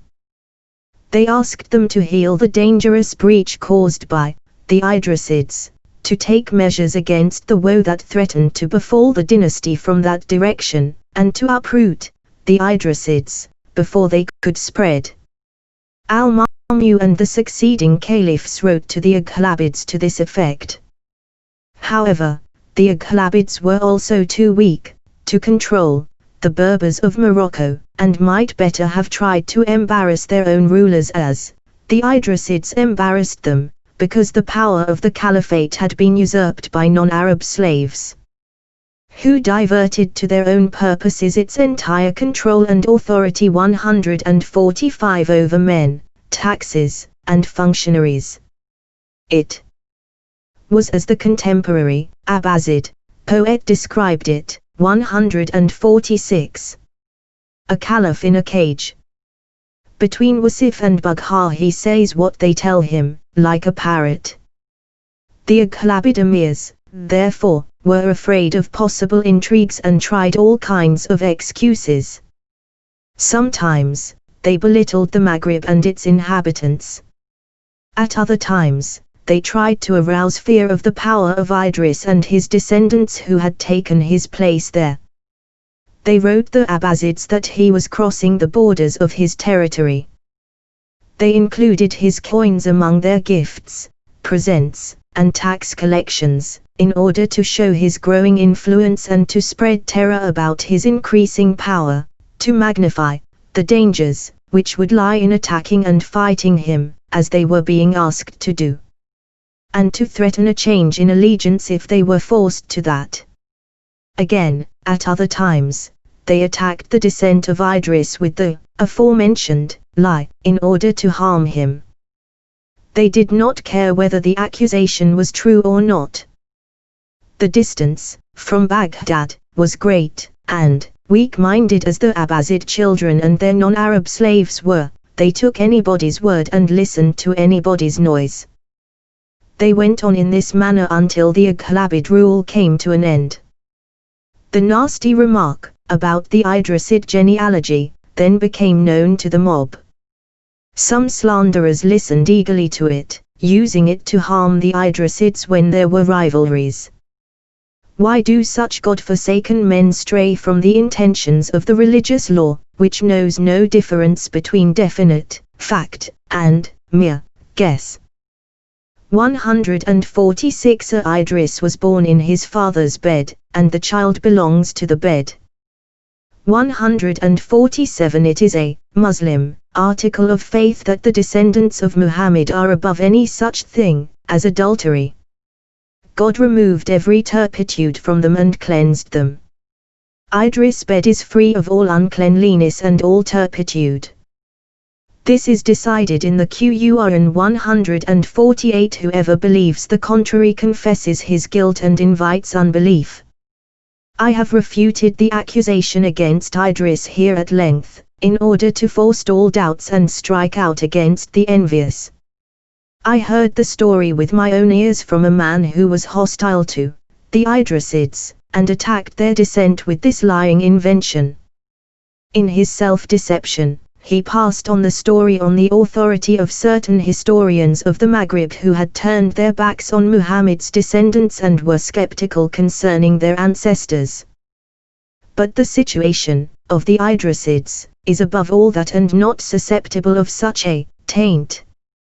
No space should be devoted to refuting such an accusation, since, to deny a fault where the existence of a fault is impossible is, in itself, a fault. 149 However, I did defend them here in this world and, thus, I hope that they will defend me on the day of resurrection. It should be known that most of those who attack the alleged descent of the Idrisids are themselves persons who claim to be descendants of Muhammad or pretend to be connected with his descendants, and who envy the descendants of Idris. The claim to Muhammadan descent is a great title to nobility among nations and races in all regions. Therefore, it is subject to suspicion. Now, both in their native Fez and in the other regions of the Maghrib, the descent of the Idrisids is so well known and evident that almost no one can show or hope to show as well established a pedigree. It is the result of continuous transmission by the more recent nations and generations on the authority of the older preceding ones. The Idrisids count the house of their ancestor Idris, the founder and builder of Fez, among their houses. His mosque is adjacent to their quarter and streets. His sword is suspended, unsheathed atop the main minaret of their residence. There are other relics of his which have been attested to many times in an uninterrupted tradition, so that the tradition concerning them is almost as valuable as direct observation, as to its reliability. Other descendants of Muhammad can look at these signs which God gave to the Idrisids. They will see the Muhammadan nobility of the Idrisids enhanced by the majesty of the royal authority their ancestors exercised in the Maghrib. They will realize that they themselves have nothing of the sort and that they do not measure up even halfway to any one of the Idrisids. They will also realize that those who claim to be Muhammad's descendants but do not have such testimonies to confirm their claim as the Idrisids have, may at best find their position conceded, as possibly true, because people are to be believed with regard to the descent they claim for themselves. 150 But there is a difference between what is known and what is mere guess, between what is certain and what is merely conceded as possibly true. When they realize these facts, they are choked in their own spittle, which they swallow in impotent jealousy. Their private envy causes many of them to wish that they could bring down the Idrisids from their noble position to the status of ordinary, humble persons. Therefore, they have recourse to spite and persistent malevolence and invent erroneous and lying accusations such as the one discussed. They justify themselves by the assumption that all guesses are equally probable. They ought to prove that. We know of no descendants of Muhammad whose lineage is so clearly and obviously established as that of the descendants of Idris of the family of Al-Hasan. The most distinguished Idrisids at this time are the Borimra in Fez. They are descendants of Yahya al-Juti b.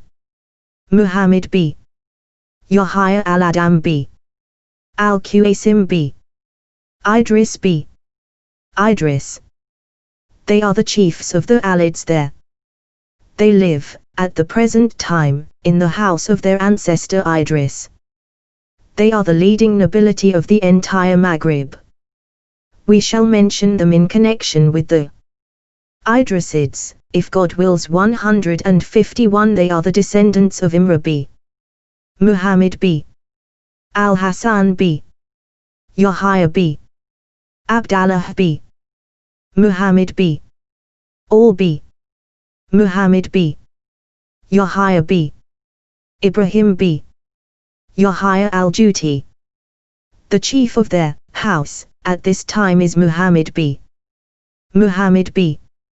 Muhammad b. Imra. To these wicked statements and erroneous beliefs one may add the accusations that weak-minded jurists in the Maghrib leveled against the Imam al-Mahdi. The head of the Umayyad dynasty. 152 He was accused of deceit and insincerity when he insisted upon the true oneness of God and when he complained about the unjust people before his time. All his claims in this respect were declared to be false, even down to his descent from the family of Muhammad, which his Umayyad followers accept. Deep down in their hearts it was envy of al-Mahdi's success that led the jurists to declare him a liar. In their self-deception, they thought that they could compete with him in religious scholarship, juridical decisions, and religion. He then turned out to be superior to them. His opinion was accepted, what he said was listened to, and he gained a following. They envied this success of his and tried to lessen his influence by attacking his dogmas and declaring his claims to be false.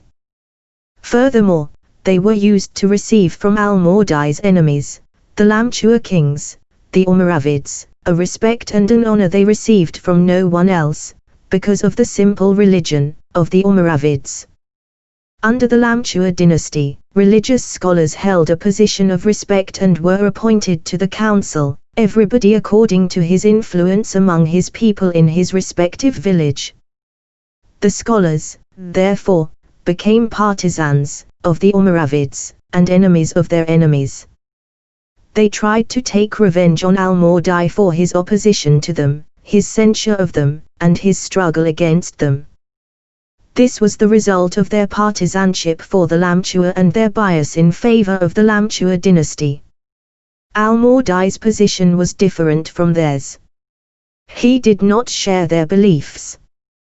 What else could be expected of a man who criticized the attitude of the ruling dynasty as he did and was opposed in his efforts by its jurists? He called his people to a holy war against them. He uprooted the dynasty and turned it upside down, despite its great strength, its tremendous power, and the strong force of its allies and its militia. Followers of his killed in the struggle were innumerable. They had sworn allegiance to him until death. They had protected him from death with their own lives. They had sought nearness to God by sacrificing themselves for the victory of the Mawdi's cause as partisans of the enterprise that eventually gained the upper hand and replaced the dynasties on both shores. 153. Al-Mawdi himself remained always frugal, retiring, patient in tribulation, and very little concerned with the world to the last. He died without fortune or worldly possessions. He did not even have children, as everybody desires but as one often is deceived in desiring. I should like to know what he could have hoped to obtain by this way of life were it not to look upon the face of God, for he did not acquire worldly fortune of any kind during his lifetime. Moreover, if his intention had not been good, he would not have been successful, and his propaganda would not have spread. This is how God formally proceeded with his servants. 154. The jurists' disavowal of Al-Mawdi's descent from Muhammad's family is not backed up by any proof. Were it established that he himself claimed such descent, his claim could not be disproved, because people are to be believed regarding the descent they claim for themselves. 155. It might be said that leadership over a people is vested only in men of their own skin. This is correct, as will be mentioned in the first 156 chapter of this book. But 157. Al-Mawdi exercised leadership over all the Masmuda. They agreed to follow him and be guided by him and his Hagha group, and, eventually, God gave complete success to his propaganda. In this connection, it must be realized that Al-Mawdi's power did not depend exclusively on his Fatimid descent, and the people did not follow him on that account only. They followed him because of their Hagha Masmuda group feeling and because of his share in that group feeling which was firmly rooted in him. Al-Mawdi's Fatimid descent had become obscured and knowledge of it had disappeared from among the people, although it had remained alive in him and his family through family tradition. His original, Fatimid, descent had, in a way, been sloughed off, and he had put on the skin of the Hagha Masmuda and thus appeared as one of their skin. The fact that he was originally of Fatimid descent did not harm him with regard to his group feeling, since it was not known to the members of the group. Things like that happen frequently once one's original descent has become obscured. One might compare, with the above, the story of Arfaja and Jari concerning the leadership of the Bajila. 158. Arfaja had belonged to the Azd but had put on the skin of the Bajila so successfully that he was able to wrangle with Jari over the leadership before Yuma, as has been reported. This example makes one understand what the truth is like. God is the guide to that which is correct. Lengthy discussion of these mistakes has taken us rather far from the purpose of this work. However, many competent persons and expert historians slipped in connection with such stories and assertions, and they stuck in their minds. Many weak-minded and uncritical persons learned these things from them, and even the competent historians themselves accepted them without critical investigation, and thus, strange stories crept into their material. In consequence, historiography became nonsensical and confused, and its students fumbled around. Historiography came to be considered a domain of the common people. Therefore, today, the scholar in this field needs to know the principles of politics, the true nature of existent things, and the differences among nations, places, and periods with regard to ways of life, character qualities, customs, sects, schools, and everything else. He further needs a comprehensive knowledge of present conditions in all these respects. He must compare similarities or differences between the present and the past, or distantly located, conditions. He must know the causes of the similarities in certain cases and of the differences in others. He must be aware of the differing origins and beginnings of different dynasties and religious groups, as well as of the reasons and incentives that brought them into being and the circumstances and history of the persons who supported them. His goal must be to have complete knowledge of the reasons for every happening, and to be acquainted with the origin of every event. Then, he must check transmitted information with the basic principles he knows. If it fulfills their requirements, it is sound. Otherwise, the historian must consider it as spurious and dispense with it. It was for this reason alone that historiography was highly considered by the ancients, so much so that at-Tabari, al-Bukhari, and, before them, Ibn and other Muslim religious scholars, chose to occupy themselves with it.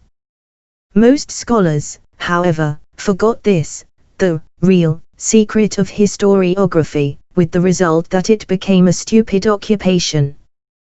Ordinary people as well as scholars, who had no firm foundation of knowledge, considered it a simple matter to study and know history, to delve into it and sponge on it.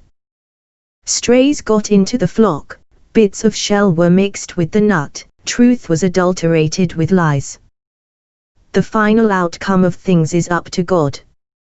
159. A 160 hidden pitfall in historiography is disregard for the fact that conditions within the nations and races change with the change of periods and the passing of days.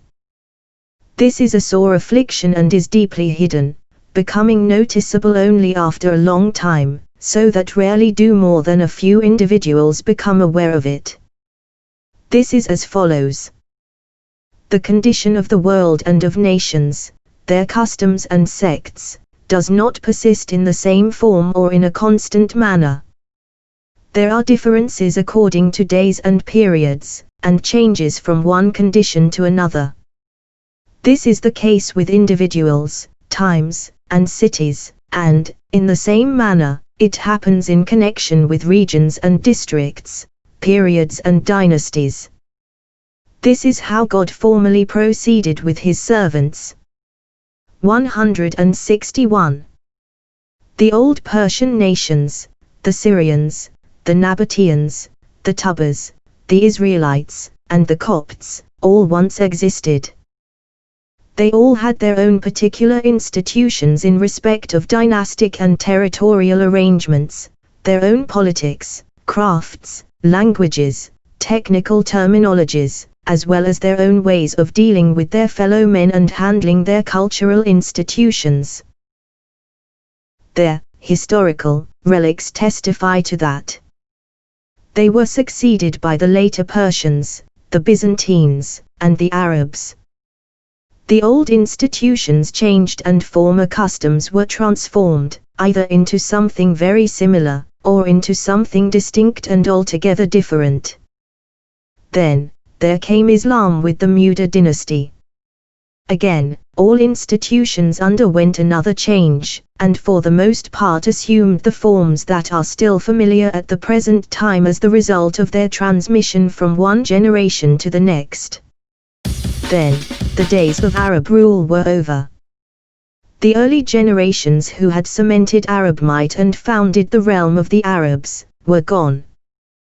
The power was seized by others, by non-Arabs like the Turks in the east, the Berbers in the west, and the European Christians 162 in the north. With their 162 passing, entire nations ceased to exist, and institutions and customs changed. Their glory was forgotten, and their power no longer heeded. The widely accepted reason for changes in institutions and customs is the fact that the customs of each race depend on the customs of its ruler. As the proverb says, the common people follow the religion of the ruler. 163. When politically ambitious men overcome the ruling dynasty and seize power, they inevitably have recourse to the customs of their predecessors and adopt most of them. At the same time, they do not neglect the customs of their own race. This leads to some discrepancies between the customs of the new ruling dynasty and the customs of the old race. The new power, in turn, is succeeded by another dynasty, and customs are further mixed with those of the new dynasty. More discrepancies come in, and the discrepancy between the new dynasty and the first one is much greater than that between the second and the first one. Gradual increase in the degree of discrepancy continues. The eventual result is an altogether distinct set of customs and institutions. As long as there is this continued succession of different races to royal authority and government, discrepancies in customs and institutions will not cease to occur. Analogical reasoning and comparison are well known to human nature. They are not safe from error. Together with forgetfulness and negligence, they sway man from his purpose and divert him from his goal. Often, someone who has learned a good deal of past history remains unaware of the changes that conditions have undergone. Without a moment's hesitation, he applies his knowledge of the present to the historical information and measures the historical information by the things he has observed with his own eyes, although the difference between the two is great. Consequently, he falls into an abyss of error. This may be illustrated by what the historians report concerning the circumstances of Al-Hajjaj 164. They state that his father was a school teacher. At the present time, teaching is a craft and serves to make a living. It is a far cry from the pride of group feeling. Teachers are weak, indigent, and rootless. Many weak professional men and artisans who work for a living aspire to positions for which they are not fit but which they believe to be within their reach. They are misled by their desires, a rope which often slips from their hands and precipitates them into the abyss of ruinous perdition. They do not realize that what they desire is impossible for men like them to attain. They do not realize that they are professional men and artisans who work for a living. And they do not know that at the beginning of Islam and during the Umayyad and Abbasid dynasties, teaching was something different. Scholarship, in general, was not a craft in that period. Scholarship was transmitting statements that people had heard the lawgiver, Muhammad, make. It was teaching religious matters that were not known, by way of oral transmission. Persons of noble descent and people who shared in the group feeling of the ruling dynasty, and who directed the affairs of Islam were the ones who taught the Book of God and the Sunnah of the Prophet, and they did so, as one transmits traditions, not as one gives professional instruction. The Qur'an was their scripture, revealed to the Prophet in their midst. It constituted their guidance, and Islam was their religion, and for it they fought and died. It distinguished them from the other nations and ennobled them. They wished to teach it and make it understandable to the Muslims. They were not deterred by censure coming from pride, nor were they restrained by criticism coming from arrogance. This is attested by the fact that the Prophet sent the most important of the men around him with his embassies to the Arabs, in order to teach them the norms of Islam and the religious laws he brought. He sent his 10 companions 165 and others after them on this mission. Then, Islam became firmly established and securely rooted. Far-off nations accepted Islam at the hands of the Muslims. With the passing of time, the situation of Islam changed. Many new laws were evolved from the basic texts as the result of numerous and unending developments. A fixed norm was required to keep the process free from error. Scholarship came to be a habit. 166. For its acquisition, study was required. Thus, scholarship developed into a craft and profession. This will be mentioned in the chapter on scholarship and instruction. 167. The men who controlled the group feeling now occupied themselves with directing the affairs of royal and governmental authority. The cultivation of scholarship was entrusted to others. Thus, scholarship became a profession that served to make a living. Men who lived in luxury and were in control of the government were too proud to do any teaching. Teaching came to be an occupation restricted to weak individuals. As a result, its practitioners came to be despised by the men who controlled the group feeling and the government. Now, Yusuf, the father of al-Hajjaj, was one of the lords and nobles of the Thaqif, well known for their share in the Arab group feeling and for their rivalry with the nobility of the Quraysh. Al-Hajjaj's teaching of the Qur'an was not what teaching of the Qur'an is at this time, namely, a profession that serves to make a living. His teaching was teaching as it was practiced at the beginning of Islam and as we have just described it. Another illustration of the same kind of error is the baseless conclusion critical readers of historical works draw when they hear about the position of judges and about the leadership in war and the command of armies that judges, formerly, exercised. Their misguided thinking leads them to aspire to similar positions. They think that the office of judge at the present time is as important as it was formerly. When they hear that the father of Baby Amir, who had complete control over Hisham, and that the father of Abad, one of the rulers of Sevilla, were judges, 168, they assume that they were like present-day judges. They are not aware of the change in customs that has affected the office of judge, and which will be explained by us in the chapter on the office of judge in the first book. 169 Baby Amir and Abad belonged to Arab tribes that supported the Umayyad dynasty in Spain and represented the group feeling of the Umayyads, and it is known how important their positions were. The leadership and royal authority they attained did not derive from the rank of the judgeship as such, in the present-day sense that the office of judge constitutes an administrative rank. In the ancient administrative organization, the office of judge was given by the dynasty and its clients to men who shared in the group feeling of the dynasty, as is done in our age with the wazirate in the Maghrib.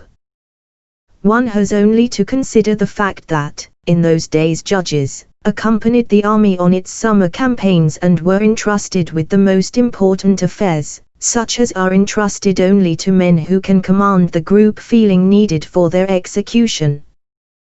Hearing such things, some people are misled and get the wrong idea about conditions.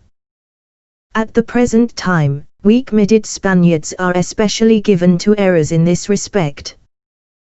The group feeling has been lost in their country for many years, as the result of the annihilation of the Arab dynasty in Spain and the emancipation of the Spaniards from the control of Berber group feeling. The Arab descent has been remembered, but the ability to gain power through group feeling and mutual cooperation has been lost. In fact, the Spaniards came to be like passive subjects, 170, without any feeling for the obligation of mutual support. They were enslaved by tyranny and had become fond of humiliation, thinking that their descent, together with their share in the ruling dynasty, was the source of power and authority. Therefore, among them, professional men and artisans are to be found pursuing power and authority and eager to obtain them.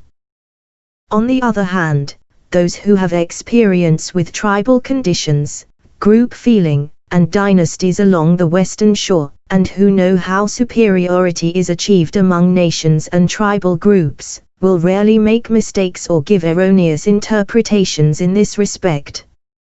Another illustration of the same kind of error is the procedure historians follow when they mention the various dynasties and enumerate the rulers belonging to them. They mention the name of each ruler, his ancestors, his mother and father, his wives, his surname, his seal ring, his judge, doorkeeper, and wazir. In this respect, they blindly follow the tradition of the historians of the Umayyad and Abbasid dynasties, without being aware of the purpose of the historians of those times. The historians of those times wrote their histories for members of the ruling dynasty, whose children wanted to know the lives and circumstances of their ancestors, so that they might be able to follow in their steps and to do what they did. 171 even down to such details as obtaining servants from among those who were left over from the previous dynasty 172 and giving ranks and positions to the descendants of its servants and retainers. Judges, too, shared in the group feeling of the dynasty and enjoyed the same importance as wazirs, as we have just mentioned. Therefore, the historians of that time had to mention all these things.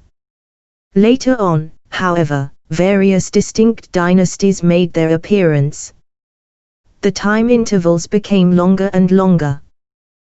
Historical interest now was concentrated on the rulers themselves and on the mutual relationships of the various dynasties in respect to power and predominance. The problem now was, which nations could stand up to the ruling dynasty, and which were too weak to do so. Therefore, it is pointless for an author of the present time to mention the sons and wives, the engraving on the seal ring, the surname, judge, wazir, and doorkeeper of an ancient dynasty, when he does not know the origin, descent, or circumstances of its members. Present-day authors mention all these things in mere blind imitation of former authors. They disregard the intentions of the former authors and forget to pay attention to historiography's purpose. An exception are the wazirs, who were very influential and whose historical importance overshadowed that of the rulers. Such wazirs as, for instance, Ali Jajaj, the Band Mu'allab, the Barmecides, the Borsalbi, Abakht, Kafar al-Akhshidi, Ibabi Amir, and others should be mentioned. There is no objection to dealing with their lives or referring to their conditions, for in importance they rank with the rulers. An additional note to end this discussion may find its place here. History refers to events that are peculiar to a particular age or race. Discussion of the general conditions of regions, races, and periods constitutes the historian's foundation. Most of his problems rest upon that foundation, and his historical information derives clarity from it. It forms the topic of special works, such as the Muraj ad-Dahab of al-Marzudi. In this work, al-Marzudi commented upon the conditions of nations and regions in the West and in the East during his period, which was the 330s, the 940s. He mentioned their sects and customs. He described the various countries, mountains, oceans, provinces, and dynasties. He distinguished between Arabic and non-Arabic groups. His book, thus, became the basic reference work for historians, their principal source for verifying historical information. Al-Marzudi was succeeded by al-Bakri 173, who did something similar for routes and provinces, to the exclusion of everything else, because, in his time, not many transformations or great changes had occurred among the nations and races. However, at the present time, that is, at the end of the 8th, 14th century, the situation in the Maghreb, as we can observe, has taken a turn and changed entirely. The Berbers, the original population of the Maghreb, have been replaced by an influx of Arabs, that began in the 5th, 11th century. The Arabs outnumbered and overpowered the Berbers, stripped them of most of their lands, and, also, obtained a share of those that remained in their possession. This was the situation until, in the middle of the 8th, 14th century, civilization both in the East and the West was visited by a destructive plague which devastated nations and caused populations to vanish. 174 It swallowed up many of the good things of civilization and wiped them out. It overtook the dynasties at the time of their senility, when they had reached the limit of their duration. It lessened their power and curtailed their influence. It weakened their authority. Their situation approached the point of annihilation and dissolution. Civilization decreased with the decrease of mankind. Cities and buildings were laid waste, roads and way signs were obliterated, settlements and mansions became empty, dynasties and tribes grew weak. The entire inhabited world changed. The East, it seems, was similarly visited, though in accordance with and in proportion to the East's more affluent civilization. It was as if the voice of existence in the world had called out for oblivion and restriction, and the world had responded to its call. God inherits the earth and whomever is upon it. When there is a general change of conditions, it is as if the entire creation had changed and the whole world been altered, as if it were a new and repeated creation, a world brought into existence anew. Therefore, there is need at this time that someone should systematically set down the situation of the world among all regions and races, as well as the customs and sectarian beliefs that have changed for their adherents, doing for this age what Al-Marzudi did for his. This should be a model for future historians to follow. In this book of mine, I shall discuss as much of that as will be possible for me here in the Maghrib. I shall do so either explicitly or implicitly in connection with the history of the Maghrib, in conformity with my intention to restrict myself in this work to the Maghrib, the circumstances of its races and nations, and its subjects and dynasties. To the exclusion of any other region. 175. This restriction is necessitated by my lack of knowledge of conditions in the East and among its nations, and by the fact that second-hand information would not give the essential facts I am after. Al-Marzudi's extensive travels in various countries enabled him to give a complete picture, as he mentioned in his work. Nevertheless, his discussion of conditions in the Maghrib is incomplete. And he knows more than any scholar. 176 God is the ultimate repository of all knowledge. Man is weak and deficient. Admission of one's ignorance is a specific, religious duty. He whom God helps, finds his way made easy and his efforts and quests successful. We seek God's help for the goal to which we aspire in this work. God gives guidance and help. He may be trusted.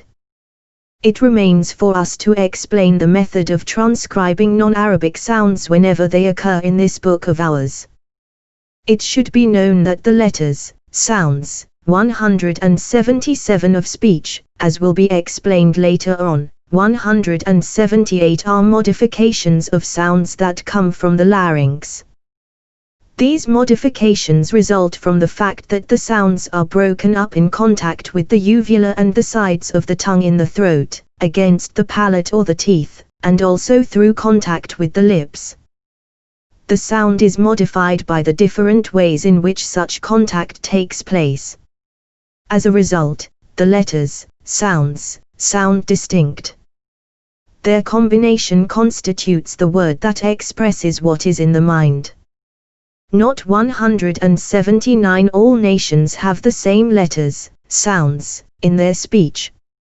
One nation has letters, sounds, different from those of another. The letters, sounds, of the Arabs are twitchaged, as is known. The Hebrews are found to have letters, sounds, that are not in our language. In our language, in turn, there are letters, sounds, that are not in theirs.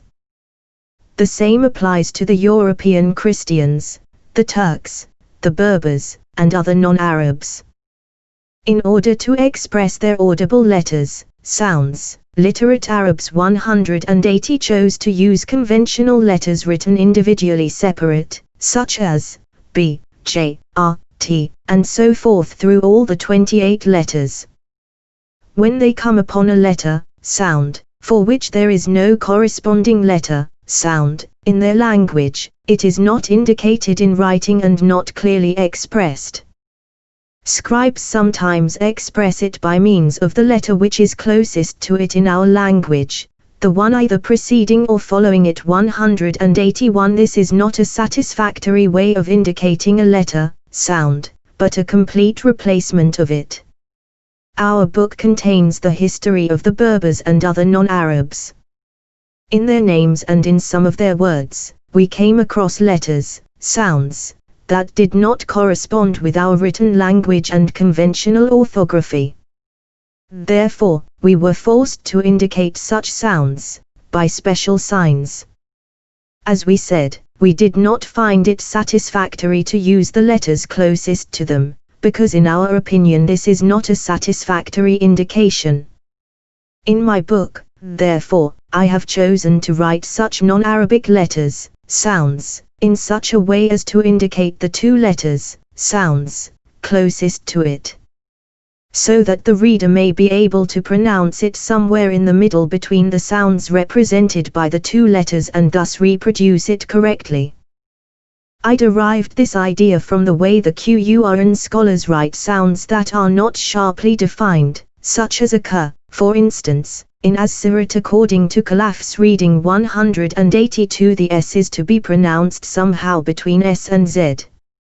In this case, they spell the word with S and write AZ into it. 183 thus, indicate a pronunciation somewhere in the middle between the two sounds. 184. In the same way, I have indicated every letter, sound, that is to be pronounced somehow in the middle between two of our letters, sounds. The Berber K, for instance, which is pronounced midway between our clear K and J, G, or Q, as, for instance, in the name Balagi, is spelled by me with a K with the addition of one dot from the J below, or one dot or two from the Q on top of it. 185 This indicates that the sound is to be pronounced midway between K and J, G, or Q. This sound occurs most frequently in the Berber language. In the other cases, I have spelled each letter, sound, that is to be pronounced midway between two letters, sounds, of our language, with a similar combination of two letters. The reader will thus know that it is an intermediate sound and pronounce it accordingly. In this way, we have indicated it satisfactorily. Had we spelled it by using only one letter, sound, adjacent to it on either side, 185 we would have changed its proper pronunciation to the pronunciation of the particular letter, sound, in our own language, which we might have used, and we would have altered the way people speak. This should be known. God gives success.